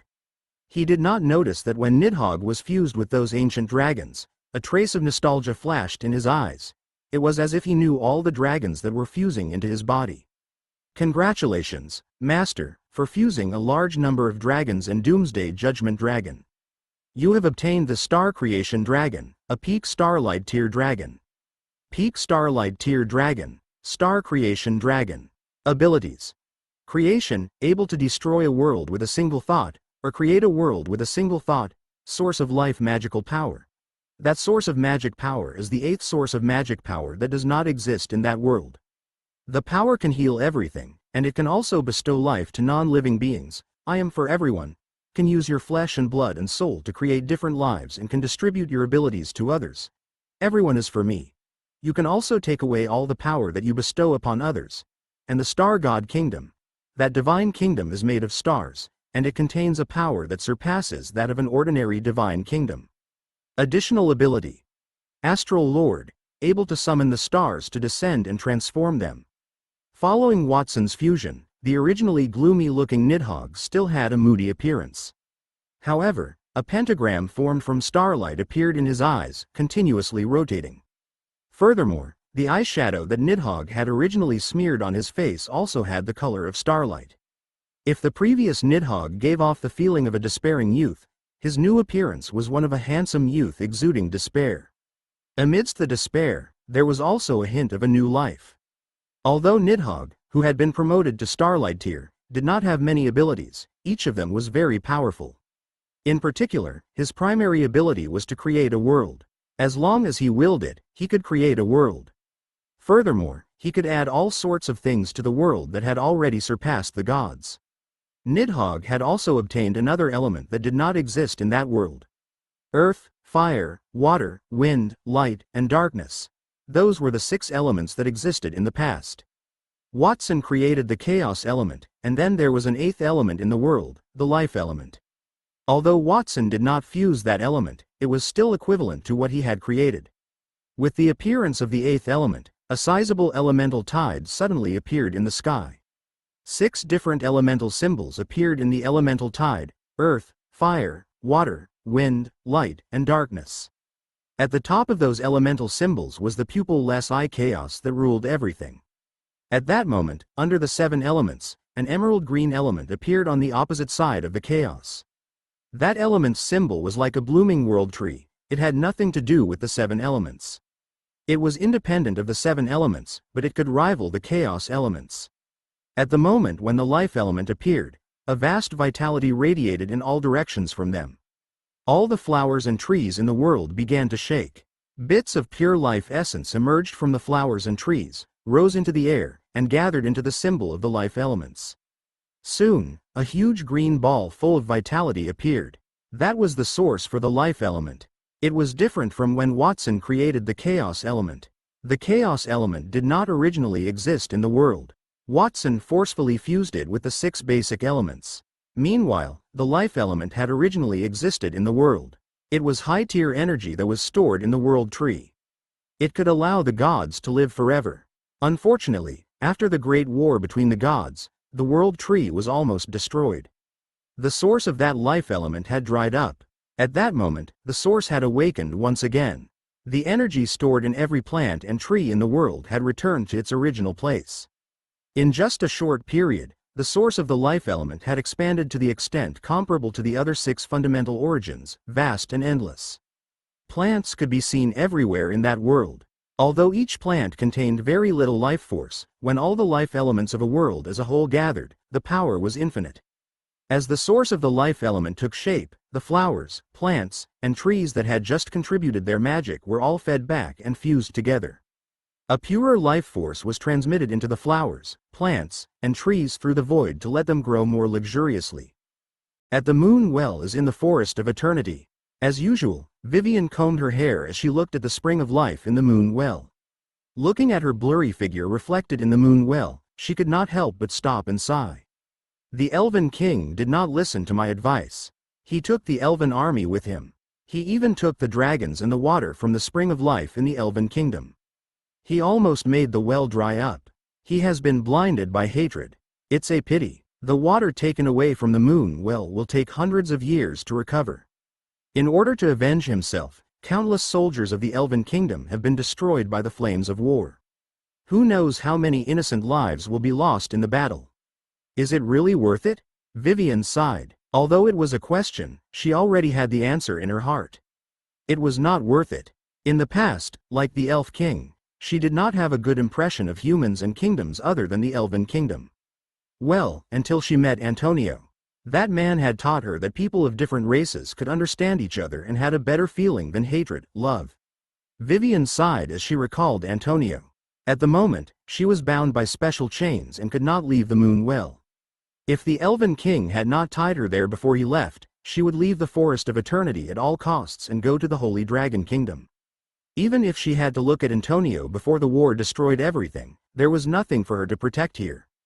Just as she was thinking about it, an invisible wave suddenly came out of the air. The wave made her look up subconsciously. She saw that in the deepest part of the Forest of Eternity where she was, the grass on the ground was shaking, the air seemed to be filled with laughter. The water of the spring of life in the moon well, which had already dried up, suddenly began to overflow at the speed of a well. The water of the spring of life rushed out of the moon well and sprinkled on the grass, causing the grass, which was already shaking, to grow rapidly. The quality of the grass also increased. That grass was originally just ordinary grass, but under the irrigation of the water from the spring of life, it was upgraded to iron tier and then to silver tier before it reached gold tier. However, that was not the end. Some of the grass was of particularly high quality. The roots were entangled together and turned into human legs. They began to pull out the soil and run on the ground, along with some trees nearby. Vivian was stunned by that scene. The trees and grass began to run with self-awareness. The spring of life in the well was so abundant that it turned into a fountain. The water soon filled the grass where she was and flowed in a more distant direction. It seemed to flow through the entire forest of eternity. At the floating city, Your Highness, the carriage is ready. We have bought all the things we need to go out. We can set off immediately. Not far from the floating city, near the lakeside, 2 mermaid guards asked for instructions from the young Alice. A carriage was parked not far from them. Although they were called mermaid guards, the 2 mermaids looked like humans. They had used the spell that Watson had taught them to transform into humans. Even the strongest mage in the kingdom could not see through them. Similarly, Alice had also been transformed into a human with magic. At that moment, she was wearing a white one-piece dress and a sun hat. Her smooth calves stepped on the hard ground without any discomfort. Hearing the words of the 2 guards, Alice looked at the sparkling lake and out at the distant sea. There was a hint of reluctance in her eyes. In the end, she gritted her teeth and made up her mind to walk in the direction of the carriage. Let's go. Wait, look at the lake. Just as Alice was about to get on the carriage, the 2 guards saw something and suddenly cried out in surprise, stopping her. Following the direction of the voice, Alice looked over and immediately widened her eyes. The huge lake seemed to be boiling. Fish of different colors and species jumped out of the water. Upon closer inspection, it was not the fish that flew out of the water. Instead, it was the kelp-like vines that grew rapidly under the ocean, pushing the fish out. What's going on? Why is the seaweed suddenly expanding like crazy? My boat is entangled. In the lake, many fishermen were on their boats. They looked surprised when they saw the seaweed moving beside them. Some of them tried to push the seaweed that was entangled on their boat. However, they soon realized that the seaweed was as hard as iron and gave off an extraordinary aura. Lady Alice, the seaweed is giving off a strong aura and is evolving rapidly. Some of them have even turned into silver or even gold tier medicinal herbs. That is too amazing. The 2 mermaid guards cried out in surprise. If they did not want to protect Alice, they would have jumped into the river to see how the seaweed was changing. How could those aquatic plants suddenly grow for no reason and burst out with a powerful aura? Has something changed in the lake? Was it Brother Watson? Alice did not sigh. Instead, she cast her gaze in the direction of the kingdom in the distance. At the Holy Dragon Kingdom in the capital, I heard that Watson was held back in the dragon lair. Isn't King Landhar III going to be worried? However, I think King Landhar III has nothing to worry about. Even if Watson helped the dragons to create something, he is still our kingdom's genius. When he returns, just let him create something even more powerful. Furthermore, Watson was only there for 1 day. What can he create in 1 day? In a certain place in the royal palace, Seedy was holding bottles and jars in her hands. She was adjusting some kind of potion and mocking Watson at the same time. In the bottles and jars in front of her, the pitch-black potion was in a sticky state and was constantly squirming. That potion was the potion that could help the gods descend to the mortal realm.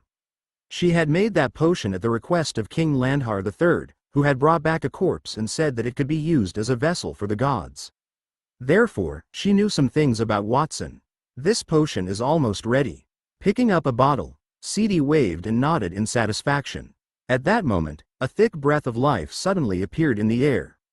A faint green light flashed in the distant sky. Although the light was dim, it was reflected in Seedy's eyes, causing her to widen her eyes and raise her head. That is the smell of the life element source. There is a source of life elemental magic in the world? That element had dried up tens of thousands of years ago. Why would it reappear? What is going on?